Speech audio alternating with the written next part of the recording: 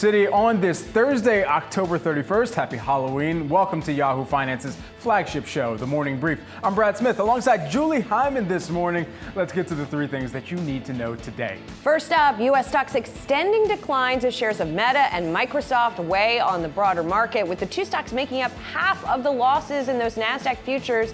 Microsoft dropping as growth forecasts for its Azure unit disappoint, while Meta warns of worsening AI losses after sales narrowly beat estimates. Investors now look ahead to the next batch of big tech earnings after the bell, with Apple, Amazon, and Intel reporting results. Plus, Peloton tapping a new CEO for its turnaround plan. The struggling fitness company has tapped Ford executive Peter Stern as its next chief executive officer. The announcement came amid the company's earnings, where it offered a disappointing second quarter outlook. And the latest read on the U.S. economy, with initial jobless, personal spending, and core PCE data out this morning. Initial jobless claims for the week coming in below estimates. Meanwhile, the Federal Reserve's preferred measure of underlying U.S. inflation posting its biggest monthly gain since April, while consumer spending showed signs of strength ahead of the all-important October payrolls report tomorrow morning.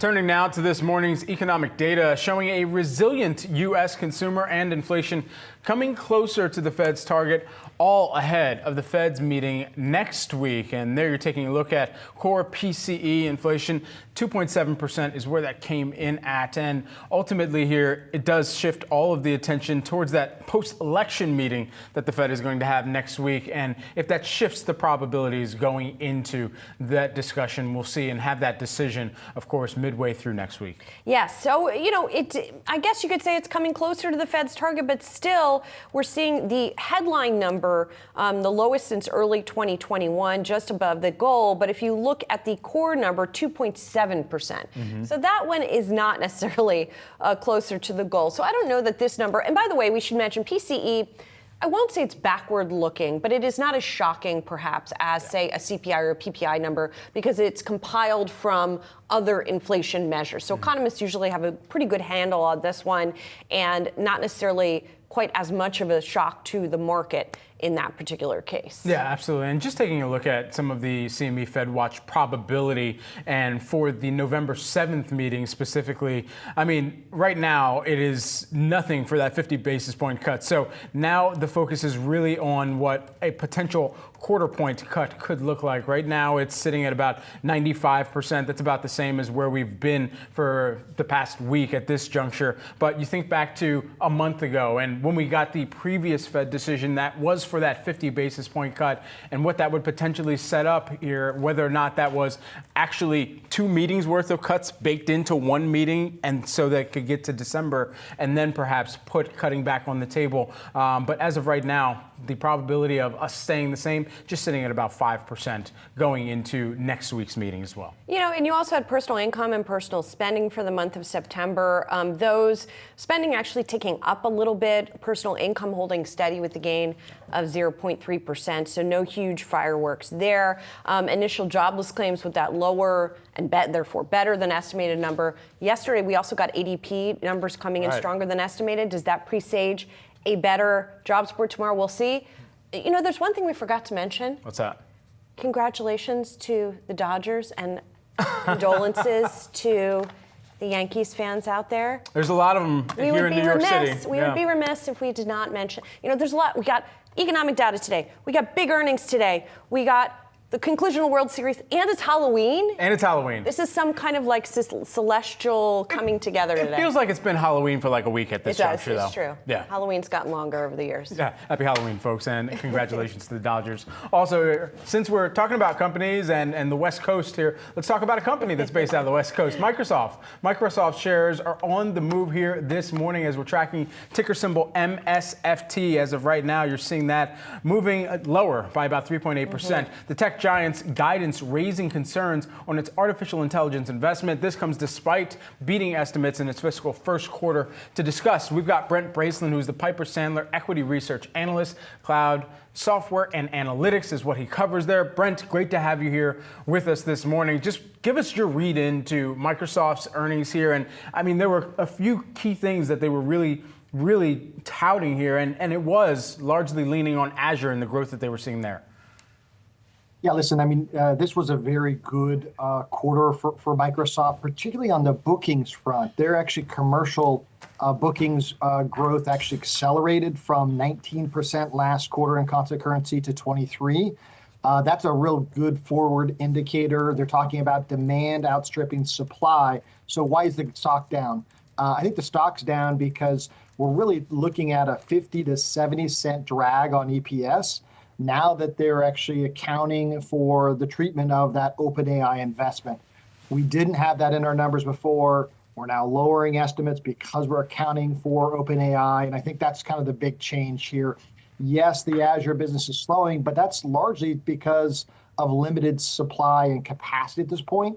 That will change, and you'll see a re-acceleration in Azure in the second half of their fiscal year. Brent, it's Julie here. What kind of visibility do we have into the ROI on that OpenAI investment, right? I think that's really the crux of the issue that a lot of investors are trying to get to here. Yes, we know that they're spending a lot. What are they getting out of it? And how does Microsoft's clarity, transparency on that issue compare to some of the other companies that are trying to invest a lot and get something out of AI? Yeah, to put things into perspective, their Microsoft AI business will cross over $10 billion in revenue in 2.5 years. The cloud business took 10 years to build a Microsoft Cloud $10 billion business. So this is one of the fastest growing products in Microsoft's history. If you go back and think about Microsoft Cloud, we thought of that as a small business. That's well north of $100 billion today. Azure alone is about $65 billion run rate, growing over 30%. In a year and a half, we think Azure alone will be the next $100 billion business. As you start to think about Microsoft AI as a $10 billion business, we think it has legs to the next $100 billion business as well for Microsoft. So I think there's a lot of focus on that CapEx spend and getting a return on that CapEx. I think it's important to think about when Microsoft reports that CapEx number, we're actually at $82 billion. That sounds like a lot of money. It is a lot of money, but the reality is over half of that spend is actually in building and land. It's not in GPUs, not an overbuild on server capacity. They actually are saying they're under supply on server capacity and GPU capacity. So I think it's a timing mismatch when those building land investments will eventually be filled with capacity and eventually drive a lot of incremental revenue for Microsoft and eventually a lot of profit. You bring up an interesting question too, Brent. You know, the company did talk about being data center constrained in the quarter, and you talk about them making land investments. Why are these companies doing it this way? In other words, why are they owning the land and the data centers themselves? You know, wouldn't it be more cost effective to lease it or to have some sort of agreements with REITs, et cetera? Interesting enough, Microsoft does both. They will lease and they will own. Microsoft's in a unique position. They're generating about $120 billion a year in operating cash flow. And they have the means to be able to buy land themselves. It's actually a better payback for shareholders over time if they actually buy. They have the capital to do it. They can not only use that $120 billion a year in operating cash flow to fund $80 billion of CapEx and financial leases, but they also can, buy back shares. They can also fund dividends. And so they continue to have a very favorable capital allocation strategy. So I think it's fortunate to be a high margin model, generating lots of cash flow a year, and they're in a luxury position to be able to do both in invest and return shareholder to capitals. Land now and data centers presumably in the future on that land. But as Satya had said on the call last night, data centers don't get built overnight. I mean, at the end of the day here, Brent, one of the other major things that they talked about on the call, and we've heard this shift, or at least this new term that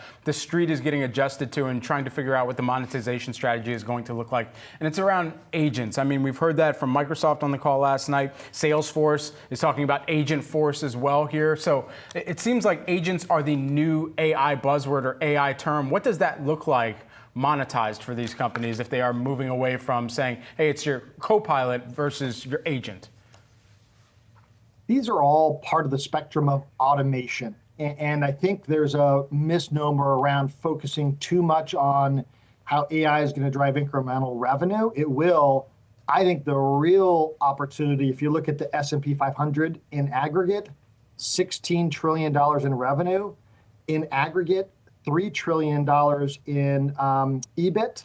That implies about $13 trillion cost savings opportunity. And that's really where agents are going to come into play, where AI and the return on AI is going to come from automating processes, lowering that $13 trillion of cost takeout opportunity in the S&P 500 alone. That has nothing to do with incremental revenue. That's cost savings. And so when we think about agents, that's really where the narrative shifts from how much revenue will Microsoft generate from AI to how much cost savings will Microsoft enable at the S&P 500. Really interesting point there, Brent. Thank you so much. Great to catch up with you this morning. Well, sticking with Microsoft and also broadening out to the big picture view on big tech earnings, let's bring in Dan Newman, CEO of the Futurum Group. He is here with us in studio. Good to see you, Dan. Hey, good to be here. So we just talked about the AI picture with regards to Microsoft. Obviously, we have now heard from Meta. We've heard from Alphabet. So we're starting to get more of a picture of the big spend that's happening and the sort of incremental gains that are happening. How are you thinking about what we've learned so far?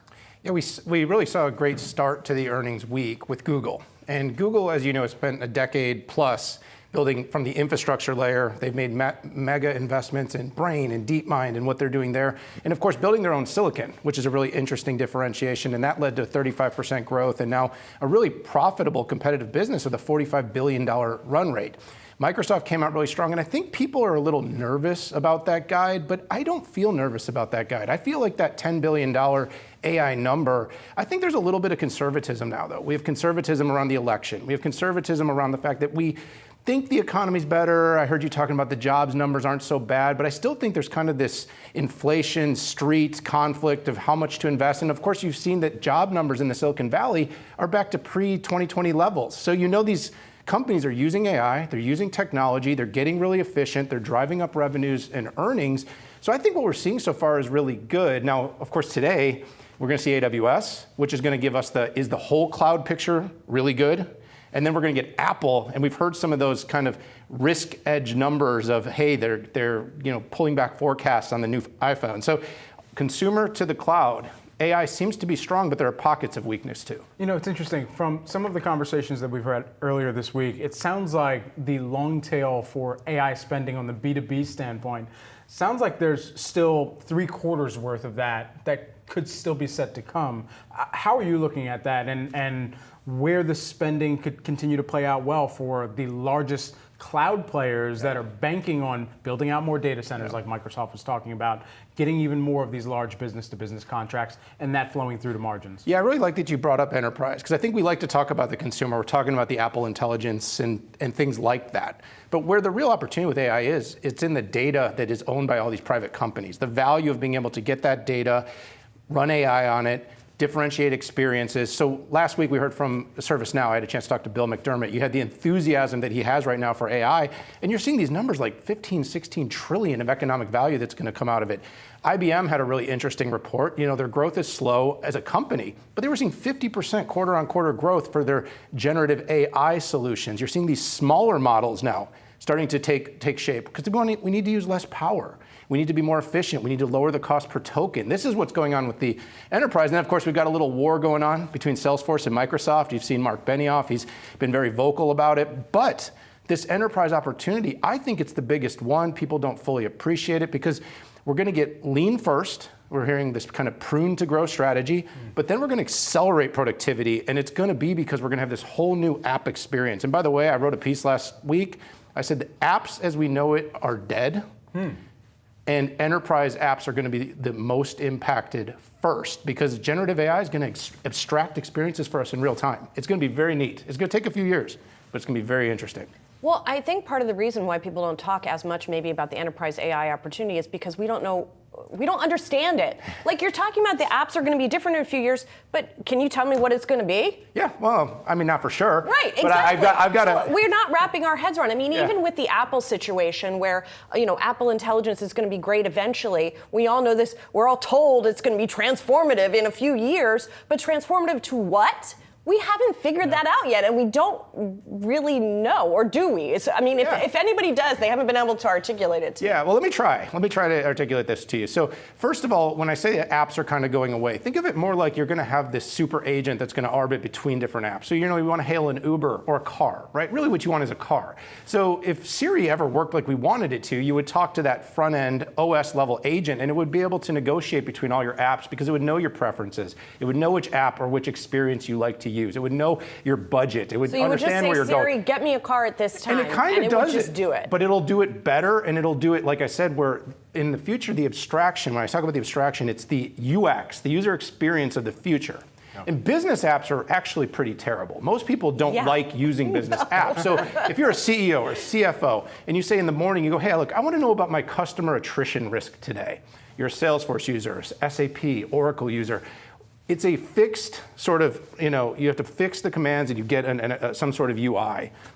In the future, it'll know what you want to see, how you want to see it. It can create it in real time. And by the way, I've been in demonstrations at companies like ServiceNow, Salesforce. I've seen what they're doing. It's going to be really interesting, and it's going to work better. But this is where economic opportunity comes from. And just lastly, so with that, you're talking about queries, prompts, and ultimately the user experience behind that. But to what extent is that monetizable?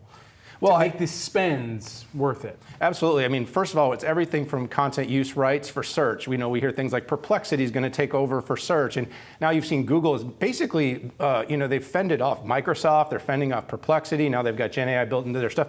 But you have to figure out a way to pay. So you heard about these Reddit deals this week. Yeah. Now, on the enterprise side, basically they have to monetize the efficiencies. It's going to be huge personnel efficiencies. The upskilling part is, I think, what we're all a little worried about is, okay, when all of a sudden a business analyst isn't needed because you can research my biggest sales opportunities for the next year, instantly show me, and then prioritize it. Yeah. How do we then basically take those people and skill them for the future? And it's exciting, but I mean, these companies scary too. A little bit scary. I don't want to be a fear monger. Yeah. But I do think jobs are going to look very different, and this is going to happen really fast. Is it a year or is it 3 years? I'm not sure. I think it's going to take a little longer than we think, but it's happening really fast, and I'm seeing it. I'm in these companies. I'm seeing what's going on. It's very interesting. Dan, great to have you here in studio with us. A lot on the horizon, especially with the advent and the add-on of technology like this. We'll see how it plays out. Dan, appreciate it. Thanks.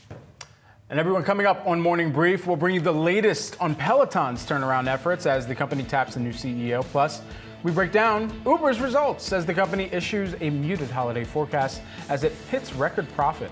And we'll take a look at Meta's third quarter earnings as the company warns of worsening AI losses.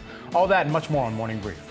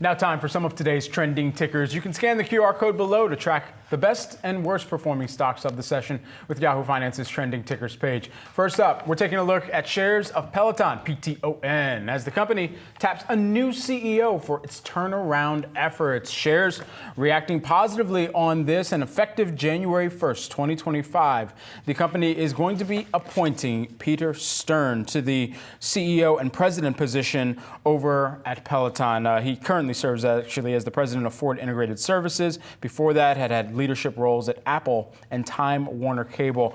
This has been a storied transition, at least for the company, moving away from a few executive changeovers and having actually two co-CEOs in the interim who will ultimately kind of be key in some of the board decision making from here forward. Right. So I thought it was funny in the statement. They noted that Stern, in addition to being co-founder of Apple Fitness Plus, has had a Peloton since 2016, so he knows the product, Checks right? that box. They wanted to just say that. The company, of course, as we talked about, also coming out with the numbers here, and the numbers seemed a little bit mixed. It seemed between the fiscal second quarter revenue forecast, the midpoint of that was below estimates, but some of the other numbers, EBITDA, for example, above estimates. And BMO Simeon Siegel, friend of the program, came out with a note in reaction to this and talked about some of the more positive elements here. As for the new CEO, he says, kind of, we'll see. He says, we believe it will be critical to understand how Peter will aim to balance growth versus profits,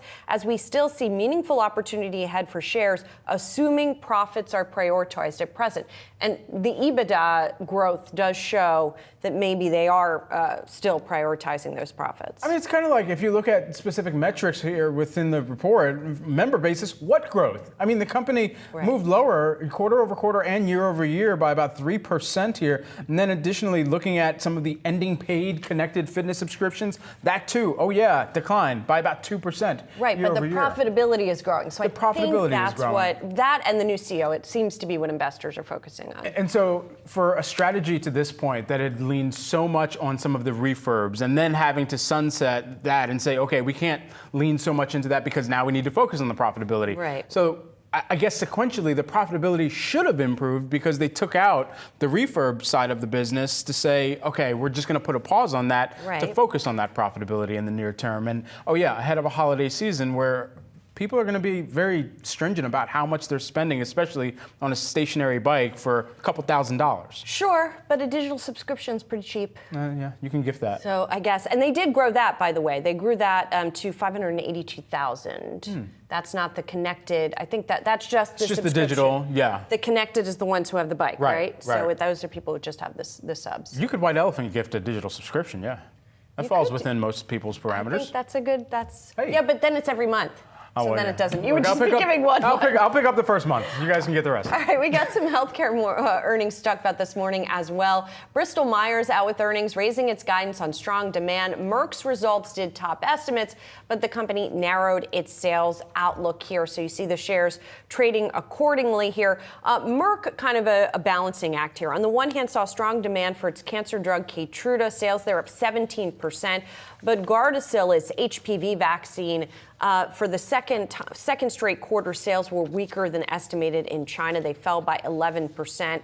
So that was the sort of overall story on Merck. When it comes to Bristol Myers, that company, all of these large drug makers are facing patent cliffs for a lot of their big products. Bristol Myers Squibb has been making a lot of acquisitions, trying to build up its product pipeline, and some of the newer drugs did pretty well this quarter. Yeah, 2026 through 2028, there's going to be a massive patent roll-off. And I mean, that really shows up in the commentary that we received over the past several quarters here, and exemplified as well again here from Merck, saying that they continue to remain confident in the strength of their business and the ability to execute. But before that, they talked about needing to create a sustainable innovation engine, positioning them with a more diversified portfolio to drive growth. So a subtle nod and acknowledgement that they can't just bank on Keytruda the same way that they had to this quarter and to this point, and investors are going to be looking for that next new thing as well from her. Yeah, and in the case of Bristol Myers Squibb, it's Eliquis, I think is how you say it, is that is one of its biggest sellers here. It's a blood thinner. It's going to lose patent exclusivity, but the sales were up by 11% here. But they have a new heart drug,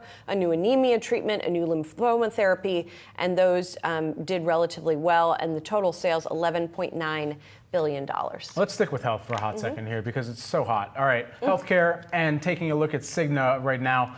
The insurer here is topping analyst profit estimates and affirming its full-year outlook amid strength from its Evernorth division, which actually includes pharmacy benefits and other services here. Shares jumping, as Destiny's Child would say, up by about 8.3%, we'll call it right now. The company and David Cordani, who is the chairman and CEO of Cigna, saying that it comes back to disciplined execution of their strategic plan, comprehensive health services, ensuring that they remain well-positioned in a highly dynamic environment. That dynamic environment is about to get even more dynamic when you think about some of the healthcare changes that we've been identifying for our folks and our viewers over on Wealth here coming towards the end of this year, and that can certainly impact the number of people who are beginning that open enrollment process over these next few weeks and the healthcare plans that they select here. So you talk about the dynamism within the healthcare space.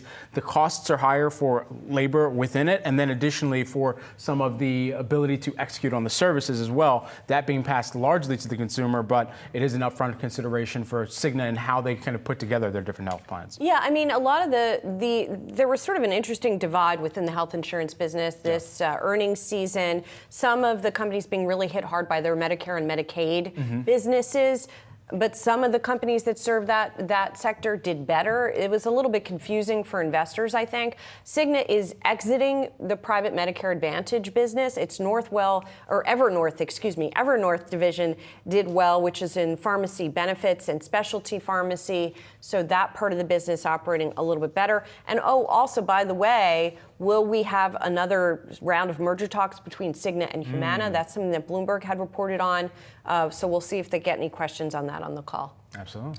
All right, we've got much more markets action ahead and the opening bell on Wall Street. Stay tuned. You're watching Morning Brief.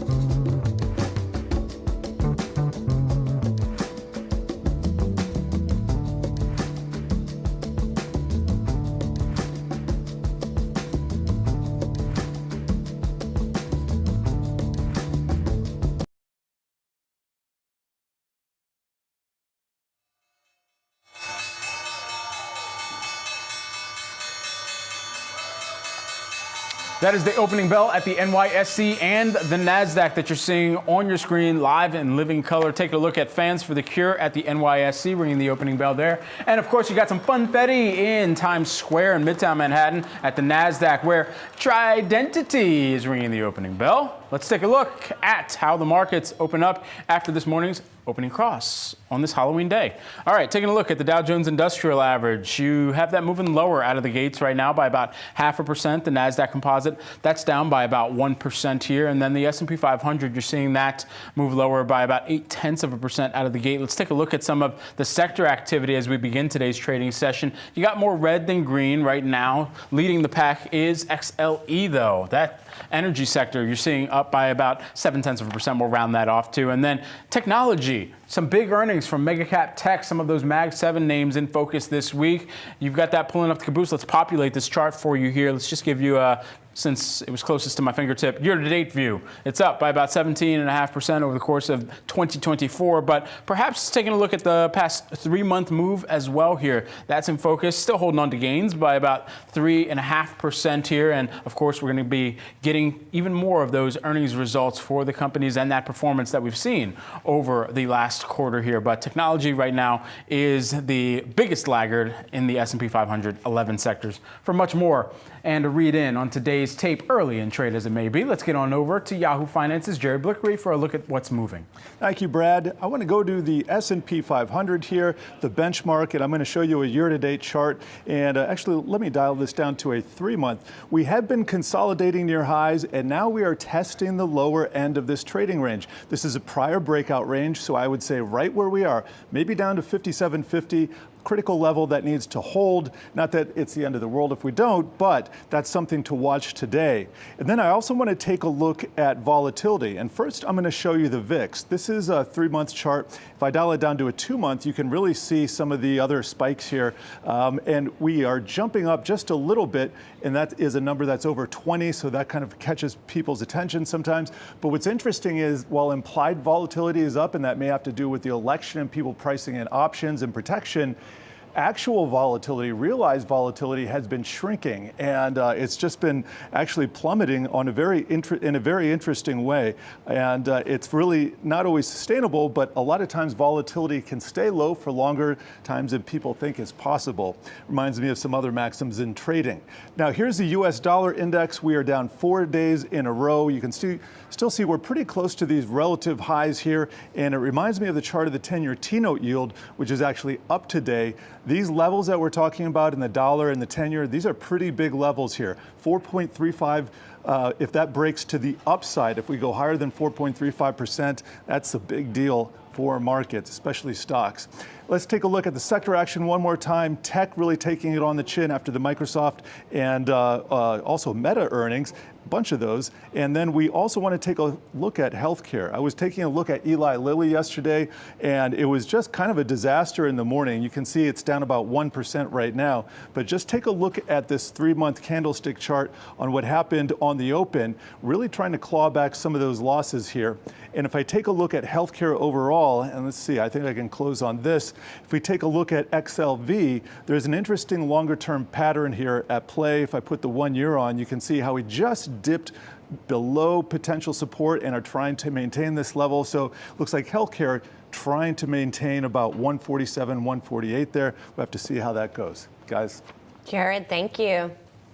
Let's check in on one of Yahoo Finance's top trending tickers at the market open. It's Uber. Uber reporting weaker than expected gross bookings for the third quarter and providing a gross bookings forecast for the fourth quarter with the lower end of the range below expectations. Now, Uber did post record operating income at just over $1 billion during the third quarter. The shares, though, down 7%. Here with some reactions, Steve Zhang, founder and managing partner of Kindred Ventures. It's an early-stage venture capital fund that focuses on AI and deep tech. And Steve was an angel investor and advisor to Uber when it was founded in 2009. Still a shareholder as well. Steve, thanks for being here. Thanks for having me. So we see these bookings numbers that maybe were a little weaker than estimated. That said, I mean, the shares are up like 29% this year. So I'm curious how concerned you are about the bookings outlook that we're getting. Sure. I think the company is starting to show that it's not just a marketplace company, but it's a software company. It's profitable. It's profitable through growth right now, which is what the target has been since IPO. We're showing a 10% net operating profit margin right now for the company. That's really strong. I think the summer seasonality and some of the prior growth from the prior period might be changing some of the numbers quarter over quarter here, but the opportunity is still ahead. And I think, one of the big topics at large is, what's the AV and EV opportunity, the autonomous vehicle, robotaxi, and electric vehicle opportunity for Uber. So that's still ahead of the company. They're also still right now working through a lot of the scalability benefits that they've received just by being cost conscious and focusing in on applying their software as a network to ride sharing, delivery, and freight. So I think we're just at the beginning. These things are operating on cycles. So we're still very supportive and bullish on the stock. And so with that in mind, I mean, those could be the next major catalysts, both for cutting down some of the costs per mile and at the same time providing a new way of sustainable mobility as well on the autonomous and the EV front. How much of a lead time, how much kind of time or cushion did investors or should investors give Uber and perhaps even some of their counterparts within the industry until they start to kind of sour on the position and question whether or not they can actually bring it to fruition? Yeah, so it's an ecosystem of companies, right? It's not just one company. Uber is the demand network, and their opportunity is to really capture not only increased demand for AV and EV rides, robotaxis, but it's also an opportunity for these AV and EV companies like Waymo, Cruise, Tesla, to be able to tap into that network, and those are hardware companies that need to not only manufacture with their supply chain, but they also need auto OEMs to produce cars. So all of this takes time. Even Tesla with their new robotaxi Cybercab product, Elon announced it and said, hey, it might take till 2027 for this to roll out in any real scale. So I think it takes at least 2 to 3 years for us to see a huge impact on the Uber business model, but it's very promising. Uber is the only global network that can capture all of that demand and all of that supply together and bring them together in an operational logistics network. Most of these companies are hardware companies. They have never had to operate a 24/7 real-time service operation with customers, logistics, complaints, lost and found. Think of all of the work that has been laid in for 15 years at Uber. I think Uber stands to benefit from the explosion of autonomous vehicles and robotaxis. So just like Tesla in the future might be, 2027 or whenever, might be an AV, EV, cybercab company, whatever, Uber might be that too sometime, but right now it's still a ride-hailing and food delivery business. And so I'm just wondering how you think about that sort of core opportunity at a time where, maybe that with seasonality or what have you, but where are you seeing the opportunity in that business? Sure. It's a good question. So there's 2 areas of opportunity. So one, in terms of international, it's still largely untapped. They've started to make great inroads, and they're the only global company truly on both of those categories. So markets like India, markets like Southeast Asia, and even East Asia is currently low penetration. So North America, I think, is operating at a predictable clip. But I think Asia, Southeast Asia, and India, South Asia, are huge opportunities that eclipse the total size of even the North American market. The second area, and we talked about robotaxis and AV, EV and how Uber's positioned there. The other thing that's really interesting about their opportunities, Uber has historically been one of the largest real-time, real-world applications of AI ML in the world. So, the marketplace engine makes 10 million predictions per second on behalf of its drivers and riders and delivery couriers. At its core, it is a giant global prediction engine orchestrating all this movement. Now, have they tapped into generative AI and all the cost efficiencies and all the productivity benefits there? Not yet. It's a large scale operation. They're starting to make those transitions, and when they transform, I think that the cost and the software-like scalability of the company will really come out. You're seeing today a 40% gross margin with a 10% operating profit margin. That's starting to look, that's transitioning into a software company. And so I think with generative AI and all of the work that they're putting in right now to transform their internal operations and their network across the world, I think that's the second or third area of opportunity for them. Steve, just lastly here, do you think there's opportunity in acquisition? And I bring this up, obviously, because there's been in the rumor mill whether or not Uber will be a potential acquirer of Expedia, a company that sits at about $21 billion market cap right now. Yeah, I don't know if Expedia is the most exciting potential acquisition. I think Uber is making investments in autonomy, in self-driving car technology around the world. I think auto OEMs are trying to figure out if they want to work with Waymo Driver and install Waymo Driver on their new cars, or if they want to try to go it alone, which is probably a really bad idea for any of the traditional auto manufacturers. Tesla is the only one that's been able to do that at any scale. So, I think there's a lot of opportunity back in technology. So I'd be very excited to see Uber start investing in technology companies that can accelerate their move into autonomous vehicles, into creating a higher margin car service, delivery service within their network. So I think those types of acquisitions are more interesting to me.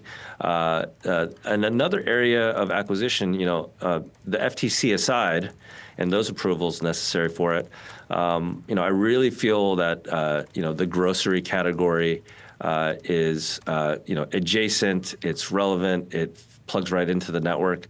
I think something in that area would be very, very exciting and makes a lot of sense as a plug-and-play acquisition. Interesting. Steve Zhang, who is the founder and managing partner of Kindred Ventures. Steve, thanks so much for taking the time today. Thanks for having me. Certainly. Coming up, everyone, another trending ticker, Meta, out with third quarter results. We'll dig into the numbers with an analyst on the other side.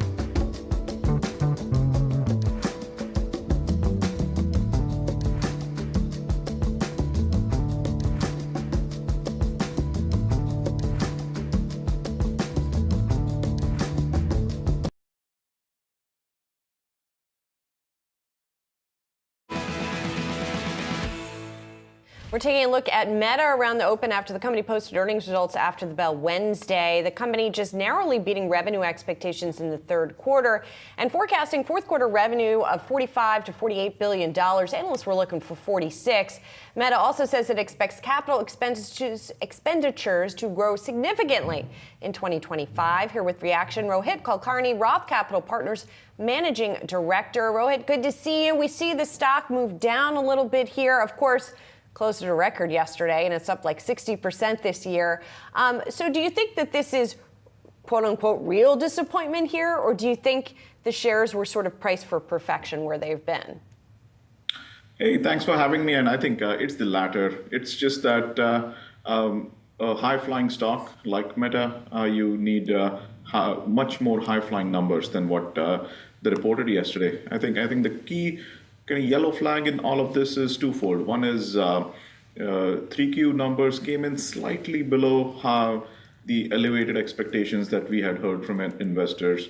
And the second yellow flag is they're leaving the investment spend for 25 open for interpretation, as in there is going to be a wide disparity in what investors expect them to say about how much are they going to spend on data centers, how much are they going to spend on operating, kind of hiring new people, and so on and so forth.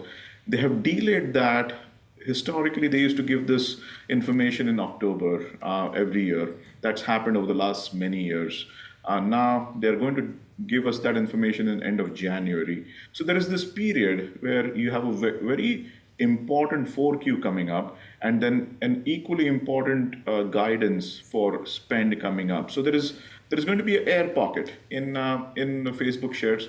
Nothing broken. If you're patient, if you want to look into March, April, May of next year, I think today is the time to buy Facebook shares. Okay, I was going to ask you, you're talking about a lot of yellow flags there, but still maintaining that buy rating. And so you kind of brought it back to the positivity towards the end there. So as you're thinking about some of the tools that this company is really going to roll out to try and increase time on the platform, try and increase the ad dollars that make sense for marketers to spend, where is that going to be prioritized, and across which of their platforms do you need to see continued success, or even more of a hockey stick type of delta in the usership on the platform?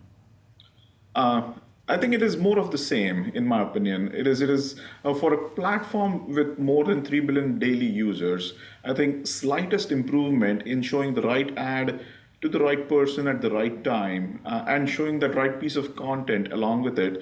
I think that's an extremely complicated kind of problem to solve. And they're solving that problem in bits and pieces. They've solved it maybe 30-40% of the way using a lot of AI tools that they have provided to advertisers and improving the targeting of content to consumers. But I continue to believe that there is going to be a lot of new improvement coming up where that targeting, that engagement, better advertiser ROI, better consumer kind of time spent, all of those things just start to amplify the classic flywheel that you want in a network like Facebook. And that's what we feel very bullish on into next year. Rohit, I have to offer a little bit of anecdata here and ask you about it. I'm an occasional Facebook user, and man, in the last 6 months, my feed has been loaded with trash, like ads that have nothing to do with me, stuff that's from places where I am not. And I've been kind of surprised at my personal experience and the disconnect between that and what I've been seeing in these numbers and what they've been touting with this ad targeting.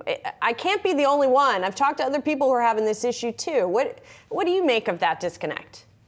I think you just need to take better control of your feed, Sarah. I think you're one of those probably tens of millions of people where Facebook is experimenting that, hey, what if we start showing you content and we show you a lot of different content, and if you log in multiple times a day, you'll see a completely different flavor of what Facebook looks like. And they'll keep on experimenting that until you take complete control of your feed. And what they call this is involuntary content targeting, where they're trying to figure out with this new algorithm that they have changed over the last 6-9 months, what is it that you'll engage with, and it's almost like throwing the kitchen sink at you, or and see what sticks. So I feel AI has enabled them to do that, and I think at some point they're less worried about losing users, losing advertisers, and losing engagement, because they have this flexibility of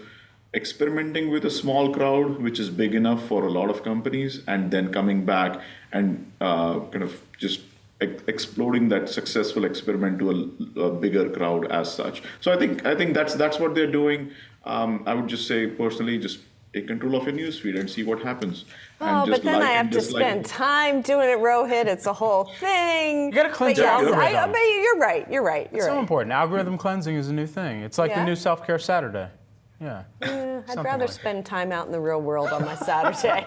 Rohit. It is exactly like now what this new age of AI needs is more human interaction. The more human interaction, the more feedback you give it, the smarter it gets and better it will become in 6-9, literally in a matter of weeks. You'll see your feed become so much better with a slight bit of human interaction, and unlike what you may have seen even a few months ago. Right. Yeah. Well, I feel like it knows me all too well because I'm hitting tap to pay way too much. Rohit Kulkarni, who is the Roth Capital Partners Managing Director. Rohit, great to see you. Thanks so much for the insights and analysis. Thank you. Thanks. All your markets action ahead. Stay tuned. You're watching The Morning Brief.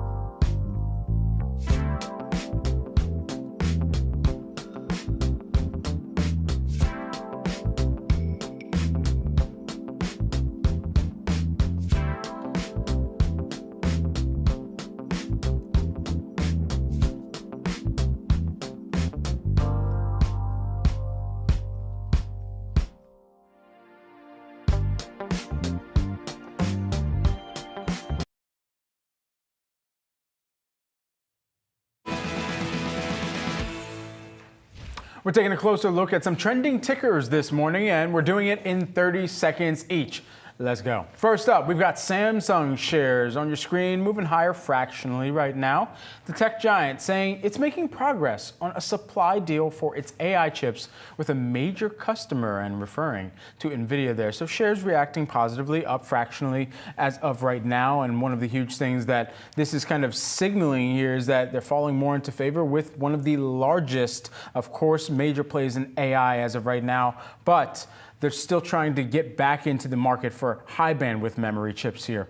One of the other major stories that we're tracking here, ST Micro. Well, shares are in the red right now by about 1.3%. The chip maker forecasting its full year revenue to come in at the lower end of its forecasted range.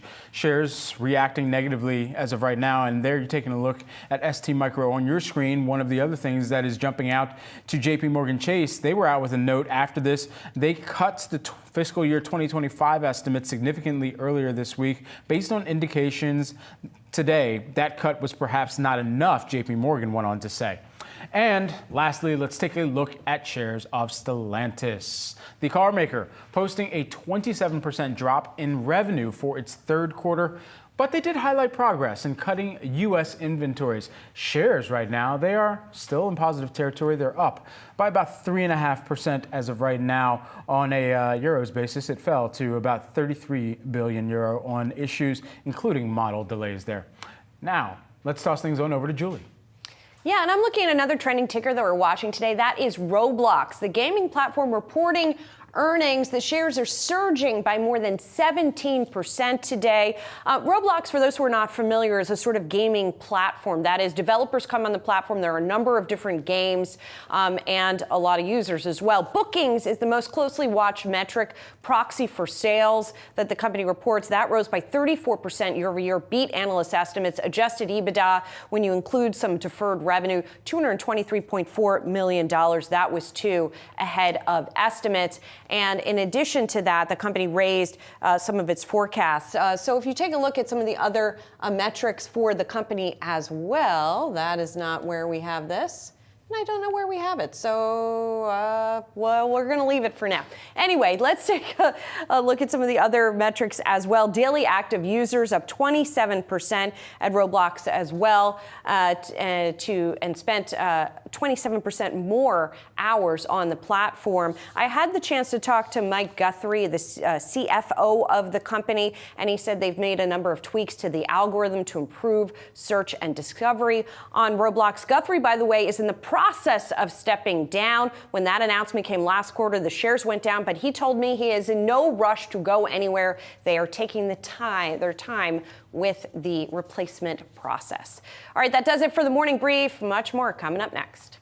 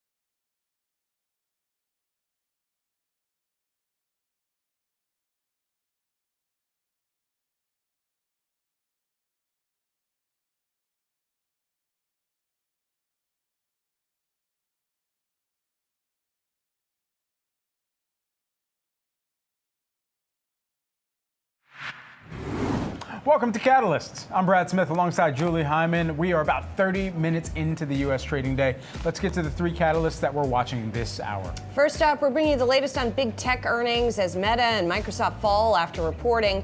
What can we expect from Apple and Amazon? Plus, the U.S. economy shows signs of strength in the latest batch of earnings data. So what do the numbers mean for the Fed's rate decision this week? And amid the spending data, we hone in on the consumer as MasterCard tops earnings estimates on strong consumer spending. All that and more coming up. Well, the Fed's preferred inflation gauge, core PCE, posted its biggest monthly gain since April during September. The reading, it comes a week before the FOMC's November rate decision. So here with what it could mean for the easing cycle, we're joined by Yahoo Finance's Fed correspondent, Jennifer Schonberger. Hey, Jennifer.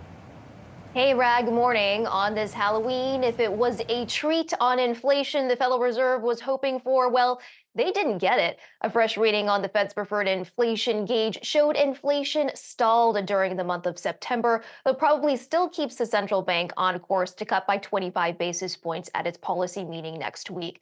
The so-called personal consumption expenditure index showed inflation rose 2.1% during the month of September, so within shouting distance of the Fed's 2% goal. That compared with 2.3% in August. But remember, the Fed prefers looking at inflation on a core basis, which strips out those volatile food and energy prices. So on that metric, inflation remaining persistent, clocking in at 2.7%, holding the same level as August. That compared with expectations for inflation to cool 0.1% to 2.6%.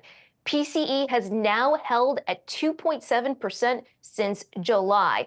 So core inflation clearly stalling, though at least it's not moving higher. Remember, the Fed is data dependent, not data point dependent. Still, the fact that PCE has remained at 2.7% for a full quarter is likely to give hawks on the FOMC committee fodder to move more gradually going forward. The next big test for the Fed is going to come tomorrow with that crucial jobs report. Expectations are for only 105 jobs to be added for the month of October on account of those two big hurricanes and the Boeing strike. That would mark a drop from the stronger than expected 254,000 payrolls added in September. The unemployment rate is expected to hold steady at 4.1%. Guys, though, if you looked at those unemployment claims numbers this morning, those not showing any impact from the hurricanes, so perhaps that a clearer picture of what the jobs market actually looks like as we brace for what may be a messy report tomorrow. Guys. Jen, thank you. And speaking of that messy report maybe tomorrow, we've got a programming reminder to our viewers. Yahoo Finance's coverage of the October payrolls report begins tomorrow morning at 8:30 a.m. Eastern. You can tune in on the Yahoo Finance website, YouTube, or on select streaming platforms. And for more on this week's economic data, we're joined by Thomas Simons, Jefferies senior U.S. economist. Tom, it's good to see you. So let's talk about the maybe messy report, the maybe mixed data that we've been getting as of late. We got PCE this morning. There's a lot to choose from here. I mean, as we're trying to figure out if the economy is still hot, right? We've sort of gone from a what kind of landing, no landing, whatever discussion to is the economy actually growing too much to be comfortable from an inflation perspective? What do you think? Yeah, good morning. The data has been kind of all over the place recently. I do think that there are some signs that, the consumer is picking up in strength and some longer term signals that we noticed in some recent credit data that suggests that the consumer isn't nearly as stretched as it looked. But, we do know that even if we see in the jobless claims data that layoffs haven't really picked up, we do see a lot of other data, including JOLTS yesterday, to show that hiring hasn't really bounced back at all. So it feels like we're kind of, if you have to call it a landing at all, it's probably somewhere between soft and no landing. I don't think it really is cleanly characterized as either one. But it just suggests to me that we should be able to see continued growth along. I'm not sure we can necessarily repeat what we saw in Q3, but the consumer is still in very good shape, and I think that we'll see decent spending support growth in Q4 and into 2025 as well. If the Fed keeps cutting rates, then all the better. Yeah, and so one of the best pulses that we have been able to get at this time is really some of the jobless claims. And jobless claims, they actually came down week over week as well and below expectations. So all these things considered, is it possible that some of the hurricanes and some of the feared effects that are going to play out within these prints, or that we're anticipating to play out within these prints, might not spell out as worse a situation as expected? And then what does that do for the Fed's pathway? Do they just kind of continue full steam ahead in the direction that they were going, or do they need to kind of pull back and tamp down some of the expectations for future cuts? Well, one of the things that Powell has been pretty consistent on is this notion that we should be data dependent but not data point dependent, right? So if we do get a weaker payroll number tomorrow or an increase in the unemployment rate, I think that they would look through that, or I should say, even if we get a stronger number and a decrease in the unemployment rate, I guess this is actually kind of the angle that we're going with now. I would think the Fed would look through that for at least November. Part of their MO with cutting rates is not to try to save the economy, try to juice it back up. It's more just making sure that policy over the long run doesn't cause undue damage with some sort of lag that is difficult to understand. And I think that, given the claims data and how it's improved very significantly after a very brief spike, suggests to me that the impact of the hurricanes were relatively small on the labor market. Obviously, on an individual basis, that's different. But I don't think that there's much evidence to suggest that we're going to see a huge drag from people who, were not at work because of the hurricane. In order to not be counted on payrolls for this report, you would have had to, be paid weekly, which is not typical, and also not report to work for a single day during the survey period. The claims data does suggest that the maximum impact of the hurricane was felt during the survey week, but relatively lightly populated areas. Again, we saw ADP yesterday show that on the month, people seem to have come back to work. So I think that the impact of the Boeing strike is actually going to be more significant on the numbers, and we could see some distortion in the work week and average hourly earnings as well if people's shifts were shortened. Tom, I'm going to take a little bit of a left turn to election land, considering that we're just a few days away from the election. I know you've been watching the consumer really closely. We know that consumer sentiment is very closely tied lately to which party one belongs to and affiliates with, right? So I'm curious if you expect any disruption to consumer spending sort of around the election and depending on the outcome of the election. That's a good question. I mean, I think that is going to depend on not just who wins the presidential election, but also, of course, how things shake out with the House and the Senate as well. The biggest read-through for the election results into consumer spending in the future really has more to do with taxes than sentiment, because we are going to have this big rewrite of the tax code into, 2026. So that could end up impacting consumer spending if the Democrats do well. And then there's this concern that most of the Tax Cuts and Jobs Act is going to be reversed, or there's going to be additional taxes on upper income, wealthier households. They've been the ones that have been driving the overall spending numbers to this point. So, taking away some positive, wealth effect, if you reverse that, then there is a risk that consumer spending might slow. But, as it relates to confidence, we have seen essentially since 2016 that there is this sort of, zigzag seesaw pattern of like when the Republicans are in office or are doing well in polls, Republican sentiment goes to the moon and Democrats go into the basement, and literally vice versa. It's one of the more remarkable charts that you can look at that's really changed very significantly since Trump took office in 2016. And what we've also been monitoring in the data as well is from at least Redfin's survey talking about how many potential home buyers, which is a measure that the Fed would be looking at here too. Potential home buyers are staying on the sidelines until the outcome of the election.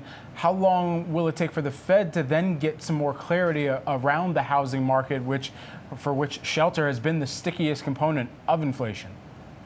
Yeah, I mean, for many months now, I've been more concerned about the upside risk to inflation rather than the downside risk, and shelter has been the primary driver of that concern.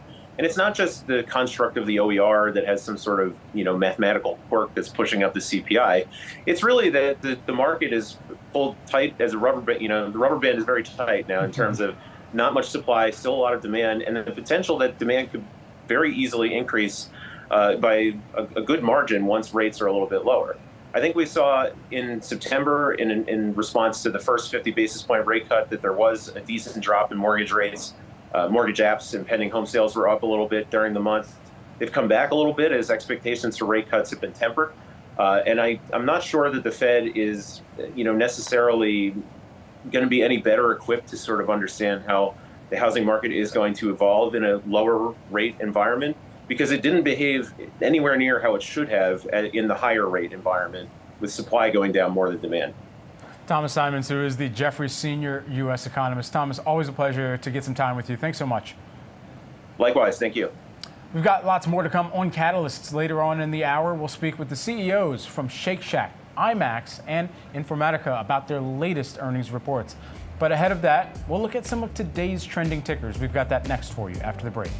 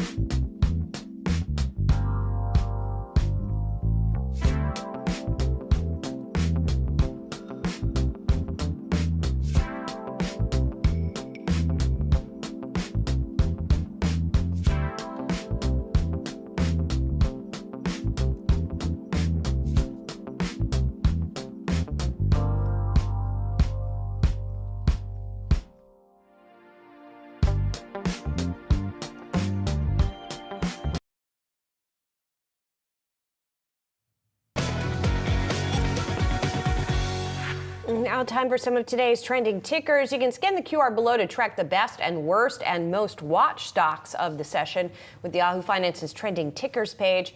First up, looking at MicroStrategy, it's taking steps to raise potentially $42 billion to buy what else? More Bitcoin. Over the next 3 years, the company plans to raise the money through the sale of new shares and fixed income. MicroStrategy has been steadily stockpiling the cryptocurrency. As of September 30th, it holds more than 250,000 Bitcoins worth more than $18 billion at the current price here. Now, this is what's called an at-the-market offering. That was the filing, what it filed to do. It doesn't have to sell all those shares. It just means it wants the ability to do so. And, you know, the shares have had sort of different reactions when it's done these filings in the past. But right now, because of the potential for more shares coming to the market, diluting the value for existing shareholders. Yeah. We're seeing a little bit of a hit. But the company also came out with its numbers, by the way. Remember, sometimes you forget that it's actually a business software company. It is not just a repository. The artist formerly known as Bitcoin, and revenue from the software business was down 10%, and that was below estimates. I mean, even within the first line of their reports now, they just refer to themselves as the largest corporate holder of Bitcoin, the world's first Bitcoin treasury company here. If you're at home wondering why 42 is the number here, $42 billion of capital, well, just take the total number of Bitcoin that are expected to be minted, 21 million, and they basically just put that into billion. So 21 billion, put that together, you got 42 billion. Well, either that or it's the answer to life and everything is 42, if you watch The Hitchhiker's Guide, or read The Hitchhiker's Guide to the Galaxy. That's what my Jackie Robinson jersey says, so 42. 42, it all comes back to 42. Comes back. They said this was another transformational quarter, though, coming back to the services side was. of the business. Exactly, for MicroStrategy. They raised $2.1 billion in equity and debt and say they have a proven track record of using intelligent leverage services as the foundation to execute on the strategic 3-year 21-21 plan. But this points back to... As Michael Saylor, the chairman of the company, has said to me, yes, whoever gets the most Bitcoin wins. Okay. That's how he sees it. All right, this is the what strategy. they're trying to do. That's how they're positioning, Yeah. Let's talk about MasterCard here. MasterCard reported profit that topped analyst estimates in its third quarter. In the earnings release, MasterCard CEO Michael Maybach had noted the results actually reflect healthy consumer spending earlier this week. Rival Visa also topped expectations in its most recent quarter. Both companies were helped by a boost in cross-border transactions during the 3-month period. So that being one of the common denominators between both of these transactions and payments companies' reports here. Shares, though, ultimately moving lower as of right now, early in trade for Microsoft by about 1%. And for the company, they did see third quarter net income of $3.3 billion. That translated to diluted earnings per share, EPS, of about $3.53 for the quarter. Yeah, and the company says now that non-GAAP, net revenue growth will be in the low teens in the fourth quarter. The shares are up about 20% year to date, including the movement today. So, unclear exactly why we're seeing a little bit of wavering there. We do have some government scrutiny of both MasterCard and Visa, so that might be a little bit of an overhang for these stocks as well. Yeah, and a continued investment period for them, too, it sounds like. Continuing to invest in their suite of differentiated services, trying to grow out the addressable market, at least for Visa's strategy, what we heard earlier this week. That means trying to annex themselves a little bit closer to crypto and making sure that they could have some of their clients fund accounts directly for Coinbase here, so trying to get a little bit of that dollar or currency, if you will. But then for MasterCard, what that means is potentially more acquisitions in the future here, and that's also what they kind of teased a little bit within this earnings report. Interesting. All right. Finally, Estee Lauder withdrawing its 2025 guidance, cutting its quarterly dividend by 47%, citing uncertainty in Asia markets and a previously announced C-suite shakeup. The company's new CEO, Stéphane de la Faverie, will assume the role on January 1st. According to our next guest, he's got his work cut out for him. I think she's not the only one who thinks that. Pauline Brown is former chair of LVMH North America. Pauline, it's always good to see you. Estee Lauder is just, it's a tough situation. I think it's safe to say. The stock was already down sharply going into these numbers, and then you get this unexpected pullback of capital return to shareholders. I guess just give us your sort of top-line view of what's going on here. Well, I think, first of all, this one breaks my heart. I spent nearly a decade of my career, a very formative decade, at Estee Lauder. I think this is a failure of governance by the board, not dissimilar from what we've recently seen at Disney, where it isn't simply about who's in charge, but it's about who's in the pipeline and smooth transitions from one CEO to the next. Clearly, this was not a smooth transition. I think the former or outgoing CEO, Fabrizio Freda, he did a terrific job for the first 10, 11 years of his 15-year tenure. But the fact is, since its high watermark in 2021 going into 2022, it has been on a downward slope ever since. And I think the decision to make this transition should have happened much sooner, should have happened in a much more thoughtful and seamless way. And so I don't blame the market for reacting as it is. The stock is right now actually hovering around 70 from a high point of 370. I mean, that is a massive fall, and it is not just about China, I'm sorry to say. You know, that's so interesting, and we'll come back to that. You know, how significant is it that you don't have a person that's part of the family leading this company anymore, and really just more involved in some of the strategic direction, I believe is what they said? Yeah, well, when I worked there, I actually worked for the first non-family member who was appointed CEO. I think the difference was not whether the person at the helm was a family member or not, but whether other family members were deeply involved. What's significant here is not simply that Stéphane Lefebvre is not a family member, but that all of the family members have stepped out of their executive role. So Jane Lauder, who was a close contender for the CEO, has said she is recusing herself from all operating responsibilities. She will remain on the board. And William Lauder, who's been executive chairman, is also leaving. So how significant is it? I think symbolically and practically, it's quite significant. And it's one that I'll be watching very closely. I don't know, in the absence of the family involvement, whether the company can stay intact as we've known it over the last few decades.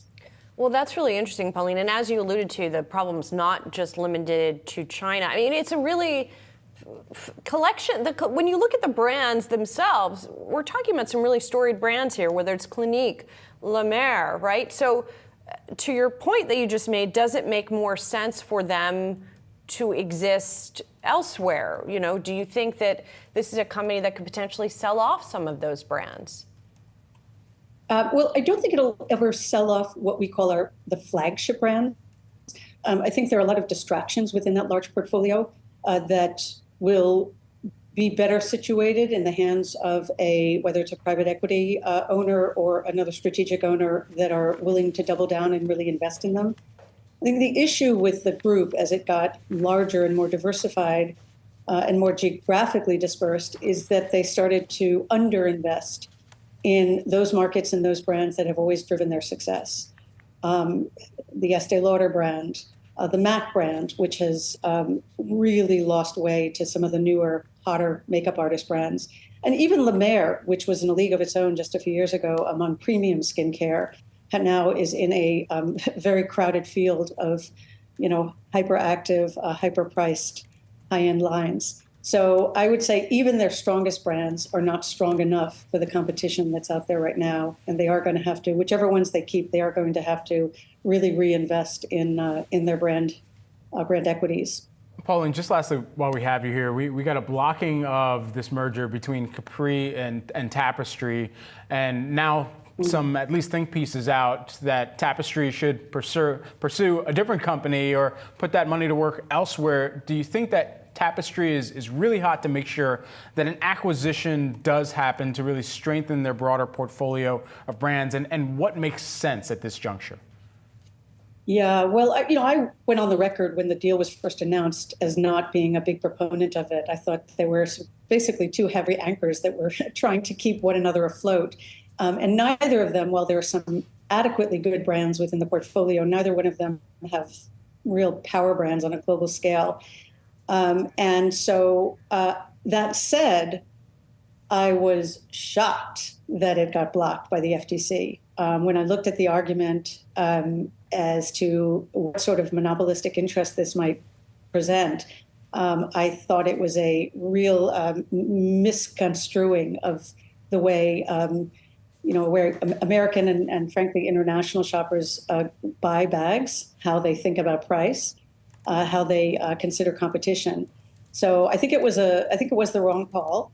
I think the real loser in this is not Tapestry, but it's Capri, as evidenced by the stock price, which is now around close to a third of where it was trading at the acquisition price.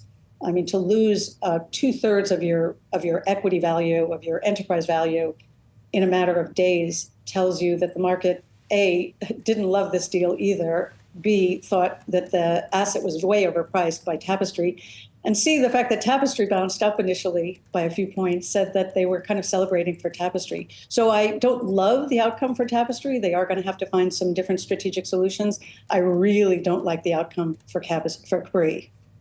Pauline Brown, who's the former chairman of LVMH North America. Pauline, thanks so much for taking the time here with us today. Thank you. Good to see you. Good to see you. Sticking with the consumer, let's take a look at shares of Booking Holdings. The stock surging after the company's third quarter results beat expectations and raised its guidance, taking shares to a new record high. Booking is the parent company of Booking.com, Priceline, Kayak, and OpenTable. Evercore ISI said this was a surprisingly positive set of results, noting that the beat to consensus and raising its guidance as well played a factor in this, and other analysts across the street also raising their price targets on the stock. We've got all your markets action straight ahead. Stay tuned. You're watching Catalysts.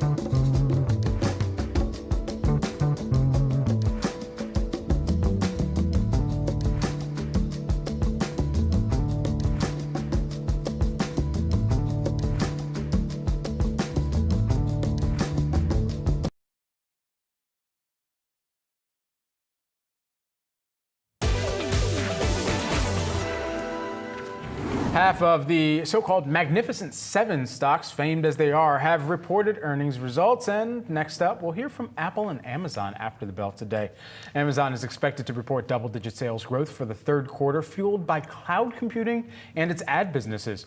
Here with more on what to expect, we've got John Blackledge, who's the TD Cowen Managing Director and Senior Equity Research Analyst. John, great to have you back on Yahoo Finance with us. So let's start there with Amazon. I mean, the ad business has been growing, one of the fastest growing parts of its business. But then, of course, you've got cloud, where we've really relied on the majority of those margins to be invested back into other elements that Amazon is able to showcase to investors, will add on shareholder value here. What are your anticipations going into this report? Yeah, I mean, the two big areas, like you said, AWS, we're looking for 20% revenue growth. That would be up from high 18-ish% last quarter. So we're looking for further acceleration at AWS. That'll be led by, they had these cost optimizations that were impacting the business last year and into this year. So those are kind of over, and then bolstered by, generative AI revenue. So further acceleration there. And also we're looking for good margins, mid 30% operating income margins. The margins have also been good at AWS. One of the reasons is the hiring environment. They've just been hiring at a slower pace than in prior years. So think AWS will be good. And the other area is total operating income in 3Q and the 4Q guide. Investors were definitely, over the last couple of weeks, talking about that. We're looking for $18 billion in operating income in 4Q. So that guide range for op income will be important during earnings tonight. And John, we heard from Microsoft that one of their constraints on forward Azure growth is actually that they're not getting the data center capacity necessarily that they wanted. Is that going to be an issue for Amazon, do you think? Yeah, we'll see. I mean, we'll have to see. I mean, Amazon in the past or over the past year at some point said they have 3 times more data capacity than the next closest player to them. So I don't know. I don't believe they will call that out. We'll have to see. What I am looking for and what's important, at 1Q they said that Gen AI revenue was growing at a multi-billion-dollar run rate. At 2Q, they did not update us. So that's something that I'm looking for. Maybe if they don't update us and don't talk about what Microsoft was talking about, maybe we can infer that there's, capacity constraints. Well, that brings up a really good point, John, which is that there's no standard yet for what we're hearing from these cloud companies about AI specifically. They all seem to do it a little differently. Is that a problem? Do they need to? I know it's early in Gen AI, but don't we need some more information from them? Well, and just to be clear, my colleague Derek Wood covers Microsoft, and yes, I do think Microsoft did. I think Microsoft called out it helped AWS growth by 12% or something like that. Azure growth, yeah, exactly. Or sorry, Azure growth, yeah. AWS, like I said, they say multi-billion-dollar run rate, and then Alphabet, they didn't update us either. They said Gen AI in the multi-billion-dollar revenue range. So you're right. I mean, and then I think the broader question is the return on the huge spend, right? The huge AI infrastructure build out for all of these companies. But I have to say, the companies are not always consistent in terms of how they disclose certain things, even if they're in the same business. But I understand what you're saying, and we're looking for more color, kind of on how they're monetizing generative AI. John, while we have you here, you also cover Uber. Uber reported earlier, and one of the huge things that we're tracking there, the share price reaction, number one, down just shy of 10% here as trading has commenced. You have a buy rating on the stock, have had a buy rating on the stock since February. Investors clearly souring on it after this earnings report. Wonder, what that's doing in your perspective here and how that kind of plays into your own calculus around the name. Yeah, for sure. I think it's a little overdone. It was a solid quarter. Uber's gross bookings were up 20% constant currency. Mobility was up 24%. Delivery up 17%. They had record EBITDA, $1.7 billion. It was up 55% year over year. They've generated $6 billion in free cash flow over the last 12 months. They're ramping up their buyback. And the 4Q guide was solid. I mean, the gross booking guide and the EBITDA guide bracketed our TD Cowen estimates and street consensus. And Uber will be ending the year growing gross bookings, high teens to low 20%, and EBITDA low to mid 40%. I think the stock is down a little bit. Big tech is down a little bit. The gross bookings for mobility were a little bit light, and trip growth decelerated slightly. But again, I think it's kind of overdone, and we're buyers on weakness. John, thanks so much. It's good to see you. TD Cowen Managing Director. Appreciate it. Thank you. Another mover for you. No shortage of them this morning. Carvana soaring after posting a beat on the top and bottom line in the third quarter. A boost in used car sales and cost-cutting measures having a big impact. And the company raised its full-year outlook, saying it expects adjusted EBITDA to come in significantly above the high end of its previously communicated range, which is $1 to $1.2 billion here, and selling more cars is the bottom line here, and also selling them at a record in terms of the individual profit per car. Retail gross profit per vehicle at a record $3,497 in the quarter. Absolutely. I mean, the company achieving this 34% increase in the retail units sold there. That's a huge marker, at least year over year here. 108,651 units sold during the third quarter. Revenue also rose during the period by about 32%. That came in at about $3.655 billion there. And then just lastly here, one of the other points that they're talking about is the range of their inventory, trying to broaden out that inventory selection that they do have, and hoping that that also gives them some more operational efficiencies to really tie back into more growth from this point forward. I mean, there were a few areas of questions going forward here. They still do face challenges with those inventory levels. They talked about this a little bit on the call. It still remains below their target here, and what they were talking about within the call here itself here was specifically around some of the seasonality factors factors affecting their business. Q4 typically seeing some lower used car demand, so that is something that could hit in the current quarter that we're in right now, higher depreciation rates. So largely expecting that seasonality similar to what they've seen since 2018, well, between 2018 and 2021 at least here. But ultimately, a lot to really kind of hang their hat on this most recent quarter for Carvana and the car dispensers out there. Yep. Coming up, let's go where the Shake Shacks go. All burgers go. Anyway, that was my attempt at a transition and a segue. Good things these don't get cut. Shake Shack CEO Rob Lynch joins us on set next to discuss the company's most recent quarter. Plus, we've got the IMAX CEO Richard Gelfond about the company's solid third quarter and what to expect at the holiday box office. That's next.